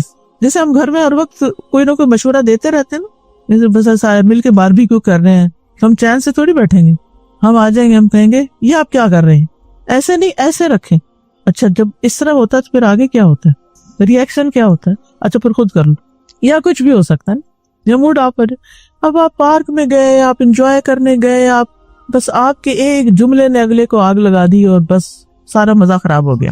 اچھا اب یہاں کیا ہے، انہوں نے بھی، حضرت عمر کی وائف نے حضرت عمر کو کہا ایسے نہیں ایسے کر لیں. تو حضرت عمر کہتے تمہارا اس سے کیا کام، یعنی مردوں کو یہ ہوتا نہیں ہمارا بزنس ہے، ہمارا کام ہے، تمہیں کیا اس کا پتا، معاملہ میرے سے متعلق ہے، تم دخل دینے والی کون ہوتی ہو. اس نے کہا خطاب کے بیٹے، میں تمہارے اس طرز عمل پر حیرت کرتی ہوں، تم اپنی باتوں کا جواب برداشت نہیں کر سکتے، تمہارے پہ ٹالرنس نہیں ہے۔ تمہاری بیٹی تو، کون تھی بیٹی ان کی؟ حضرت حفصہ، وہ تو رسول اللہ صلی اللہ علیہ وسلم کو بھی جواب دے دیتی ہے، ایک دن تو اس نے آپ کو غصہ بھی دلایا تھا۔ یہ سن کر حضرت عمر نے کہا وہ کام تو چھوڑا، کھڑے ہو گئے، چادر اوڑھی حضرت حفصہ کے گھر پہنچ گئے۔ بیٹی، کیا تم رسول اللہ صلی اللہ علیہ وسلم کی باتوں کا جواب دیتی ہو؟ یہاں تک کہ ایک دن تم نے ان کو دن بھر غصے میں رکھا۔ حضرت حفصہ نے کہا ہاں اللہ کی قسم، ہم آپ کو کبھی کبھی جواب دیتے ہیں۔ حضرت عمر نے کہا جان لو میں تمہیں اللہ کی سزا اور اس کے رسول کی سزا سے ڈراتا ہوں۔ بیٹی کو سمجھا کے آئے آئندہ ایسا نہیں کرنا۔ اچھا ہمارے کبھی ہو جائے بچوں میں اگر کوئی اختلاف ہو یا کچھ، ہم کس کی سائڈ لیتے ہیں؟ اپنے بچے کی، اپنے بچے کی۔ تو حضرت عمر نے تو ایسا نہیں کیا، انہوں نے کیا کیا؟ اپنی ہی بیٹی کو سمجھایا کہ بیٹا تم ایسا نہیں کرو۔ اور یہ بہت حکمت کی بات ہے۔ دیکھیں تالی دونوں ہاتھ سے بچتی ہے نا، اگر میاں بیوی کو اختلاف ہو تو صرف ایک کا قصور کیسے ہو سکتا ہے؟ دونوں کا ہی کچھ نہ کچھ تو ہوگا۔ یہ ہو سکتا ہے کہ ایک کا زیادہ ہو ایک کا کم ہو، لیکن معاملہ تو دونوں طرف سے کچھ نہ کچھ کھچاؤ ہے۔ تو بجائے اس کے کہ آپ کہیں کہ اپنے بچے کی سائڈ لیں، آپ نے دیکھا ہوگا کہ وہ بعض اوقات بیک ہوم، آپ گلی بازاروں میں دیکھتے ہیں، محلوں میں بعض خواتین بچوں کی وجہ سے آپس میں لڑائی اور مار کٹائی تک شروع کر دیتی۔ تو ایسے تھوڑی کرتے ہیں، یہ تو جاہلوں والی باتیں۔ معاملے کو سمجھیں اور صحیح مشورہ دیں، بلکہ ایک دوسرے کی، اپنے بچے کی، مثلا بیٹی ہے تو اس کے ہسبینڈ کی تعریف کریں، بیٹا ہے تو بیوی کی تعریف کریں، تاکہ اگر ان کے درمیان کوئی غلط فہمی تو دور ہو جائے۔ پھر اسی طرح نبی صلی اللہ علیہ وسلم گھر والوں کو دنیا سے بے رغبت کرتے تھے۔ حضرت عائشہ کہتی ہے کہ رسول اللہ صلی اللہ علیہ وسلم میرے ہاں تشریف لائے تو ایک نرم گدا دیکھ کر پوچھا یہ کیا ہے؟ میں نے کہا اللہ کے رسول صلی اللہ علیہ وسلم فلاں انصاری خاتون لائی ہیں، اس نے آپ کا بستر دیکھا تو جا کے یہ بچھونا بھیج دیا، آپ نے فرمایا یہ واپس کر دو۔ میں نے واپس نہیں کیا کہ مجھے پسند تھا، میں چاہتی تھی میرے گھر میں یہ ہو۔ جیسے ہم خواتین کو ہوتا ہے کہ مجھے یہ فرنیچر پسند ہے، مجھے تو یہ رکھنا ہے، لیکن آپ نے 3 بار کہا اللہ کی قسم ہے عائشہ، اگر میں چاہوں تو اللہ سونے اور چاندی کے پہاڑ میرے ساتھ چلا دے، اللہ مجھے اتنا دے سکتا ہے، لیکن میں دنیا نہیں چاہتا۔ دنیا میں قناعت جتنا ہے نا اس پہ گزارا کر لیتے ہیں تاکہ آگے ملے۔ اس کا یہ مطلب نہیں کہ دنیا میں کوئی آرام نہیں کرنا چاہیے یا اپنے آپ کو تکلیف، لیکن نبی صلی اللہ علیہ وسلم نے ہر ایک کے لیے نمونہ قائم کیا۔ اگر آپ بہت آرام دہ بستروں پر سوتے تو غریب لوگ کہتے ہم کیسے آپ کو فالو کریں، آپ تو اتنی عیش و عشرت میں رہتے تھے۔ تو کس طرح نبی صلی اللہ علیہ وسلم نے ان کے لیے بھی ایک مثال قائم کی، اور باقی تو سب کے لیے ہے ہی۔ اچھا ہم گھر والوں سے اپنی محبت کیا سمجھتے ہیں؟ کہ دنیا جہان کی عیش و عشرت ان کے لیے لا کے رکھ دیں ان کے قدموں میں۔ بچوں سے محبت کا اظہار کیسے کرتے ہیں؟ ان کی پسند کے جوتے، ان کی پسند کے کپڑے، چاہے چیزیں گھر میں بھری پڑی ہیں وہ پھر کہیں گے پھر لے آئیں گے۔ پھر ہم زیادہ دینے کو محبت سمجھتے ہیں اور محبت کی وجہ سے ہی دیتے ہیں، لیکن نبی صلی اللہ علیہ وسلم نے ایک سٹینڈرڈ معیار قائم کیا، بس یہاں تک۔ پھر اسی طرح کھانے پینے میں قناعت کی عادت، پھر اسی طرح گھر میں اگر کوئی غیر شرعی چیز ہوتی اس کا نوٹس لیتے، مشکل میں اپنے سے زیادہ ان کی فکر کرتے۔ حضرت صفیہ ایک دفعہ گر گئیں اور نبی صلی اللہ علیہ وسلم بھی گرے تھے اس وقت، تو صحابی آئے، انہوں نے آپ کو اٹھانے آپ نے کہا نہیں مجھے چھوڑو، صفیہ کی فکر کرو، خاتون کی خبر لو۔ پھر اگر گھر والوں میں سے کوئی بیمار ہو جاتا آپ اس پہ باقاعدہ دم کرتے تھے، عیادت کرتے، دم کرتے، گھر کا ماحول خوشگوار رکھتے تھے۔ اتنے سارے واقعات ہیں، لیکن افسوس کہ ٹائم پورا ہو چکا، اس سے آگے جا نہیں سکتے۔ آپ کو یہی کہوں گی کہ ان سبجیکٹس کو میں نے پڑھایا ہوا بھی ہے، اور یہ جو کتاب ہے نا تجلیات نبوت، یہ بھی میں نے پڑھائی ہے۔ اگر اس کا آپ انشاءاللہ کورس کریں گی تو آپ کو بہت ساری زندگی گزارنے کی ٹپس ملے گی، اور نبی صلی اللہ علیہ وسلم کی سنت کی پیروی۔ ابھی تو صرف ایک رول آپ کو بتایا تھا، یہ کتاب ہے تجلیات نبوت، اس کو میں نے بہت ڈیٹیل سے پڑھایا ہوا ہے روزمرہ زندگی سے ریلیٹ کرتے ہوئے، ٹھیک ہے؟ تو آپ بھی انشاءاللہ تعالی کوشش کیجئے کہ اس کورس میں حصہ لے کے باقاعدہ سبق یاد کریں، لکھیں، پڑھیں، کیونکہ اس سے چیزیں یاد ہوتی ہیں اور عمل کے وقت پھر عمل ہو جاتا ہے۔ اور سب سے بڑی ہے کہ عمل ہی کی نیت سے کریں، کیونکہ بعض اوقات ہم صرف سرٹیفکیٹ کی نیت سے کوئی کام کر لیتے ہیں، عمل میں لانے کی فکر نہیں کرتے، تو وہ نہیں ہونا چاہیے۔ اس کے علاوہ اسٹال بھی لے کر آئے ہم، تو چند چیزوں کا میں تعارف کرا دیتی ہوں۔ یہ اسوہ حسنہ کتاب ہے، اس میں نبی صلی اللہ علیہ وسلم کی زندگی کے واقعات ہوں گے۔ چھوٹی سی کتاب اگر لے کے رکھ لینا تو ایک ایک قصہ بھی اگر آپ پڑھتے رہیں تو۔ پھر اسی طرح جادو، حقیقت اور علاج. بہت سے لوگ اس وہم کا شکار رہتے ہیں. گناہوں کی بخشش، استغفار، رزق میں فراوانی کے لیے، اولاد کی اصلاح کے لیے، ہر معاملے میں بہتری کے لیے استغفار. پھر اگر کہیں درد ہو رہی ہے، اس دعا کو تو میں نے خود بھی بہت آزمایا ہے. ہاتھ رکھ کے بسم اللہ پڑھ کے 3 دفعہ یہ دعا پڑھیں، کہیں فریج وغیرہ میں لگا دیں اور انشاءاللہ درد کا بہترین علاج ہے. پھر یہ الحمدللہ کا کارڈ ہے، یہ بھی بہت اچھا ہے. سبحان اللہ کا. اپنے بچوں کو اللہ کے نام اور ان کی مطلب بتائیں. ایک نام لے کے بھی 2 دن میں 1 نام 3 تو یاد کرا دیں، کیونکہ جو اللہ کے نام یاد کرے گا وہ کیا ہوگا؟ دخل الجنہ. پھر یہ لا الہ الا اللہ کی کیا فضیلت ہے، اس پہ کارڈ ہے. پھر اگر کبھی بہت انگزائٹی اور گھبراہٹ ہو رہی ہو تو یہ آیات ہے قرآن مجید کی، ان کو آیات سکینت کہتے ہیں، یہ آپ پڑھ سکتے ہیں. پھر آج ہر شخص قرضے میں جکڑا ہوا ہے، پریشان ہے، کہ قرض کی ادائیگی کے لیے کارڈ ہے، یعنی دعائیں ہیں. آپ اپنے ایک باسکٹ بنا سکتے ہیں. میں نے تو اپنے سائٹ پر اپنے نماز کی جگہ کے ساتھ رکھی ہوئی ہے کہ اس میں پھر ضرورت کے مطابق جو دعائیں پڑھنی ہو وہ کارڈ نکالا اور پڑھ لی، اور پھر یاد بھی کرتے رہے. کچھ لوگوں کا حافظہ اچھا ہوتا ہے، جلدی یاد کر لیتے ہیں، اور کچھ لوگ نہیں کر سکتے. اور پھر یہ رزق میں کشادگی کی دعائیں ہیں، اگر آپ رزق کی طرف سے پریشان ہیں. زندگی میں آسانی کے لیے دعائیں ہیں. پھر نظر بد کی اکثر لوگوں کو رہتے، نظر لگی، اس کے علاج کی دعا ہے. پھر استغفار کی برکت پہ کتاب بھی ہے، اور شکر گزار بننے کے فائدے کیا ہیں، یہ بھی بہت خوبصورت کتاب ہے. پھر نیک لوگوں کے ساتھ کی دعا ہے کہ ہماری کمپنی اچھی ہو، کیونکہ اس سے انسان کو نیکی کرنا آسان ہوتی ہے. پھر یہ کہ جیسے والدین فوت ہو چکے ہیں یا کوئی اور رشتہ دار، تو ان کی بخشش کی دعا. اور پھر اسی طرح یہ نیک اولاد کے لیے دعائیں ہیں کہ اگر بچہ پیدا ہونا ہے تو ماں کو یہ پڑھنی چاہیے. یہ نماز کے اذکار جو ہے نا، نماز کے بعد کی دعائیں، ان کے ٹرانسلیشن ہے. پھر اگر کوئی بیمار ہو تو یہ رقیہ ہے، یعنی آیات جو ہیں رقیہ شریعہ کی اور دعائیں وہ ہیں. اس کو اول سے آخر تک پڑھ کے آپ خود بھی دم کر سکتے ہیں. اور یہ استخارے کے بارے میں، استخارے کی دعا ہے.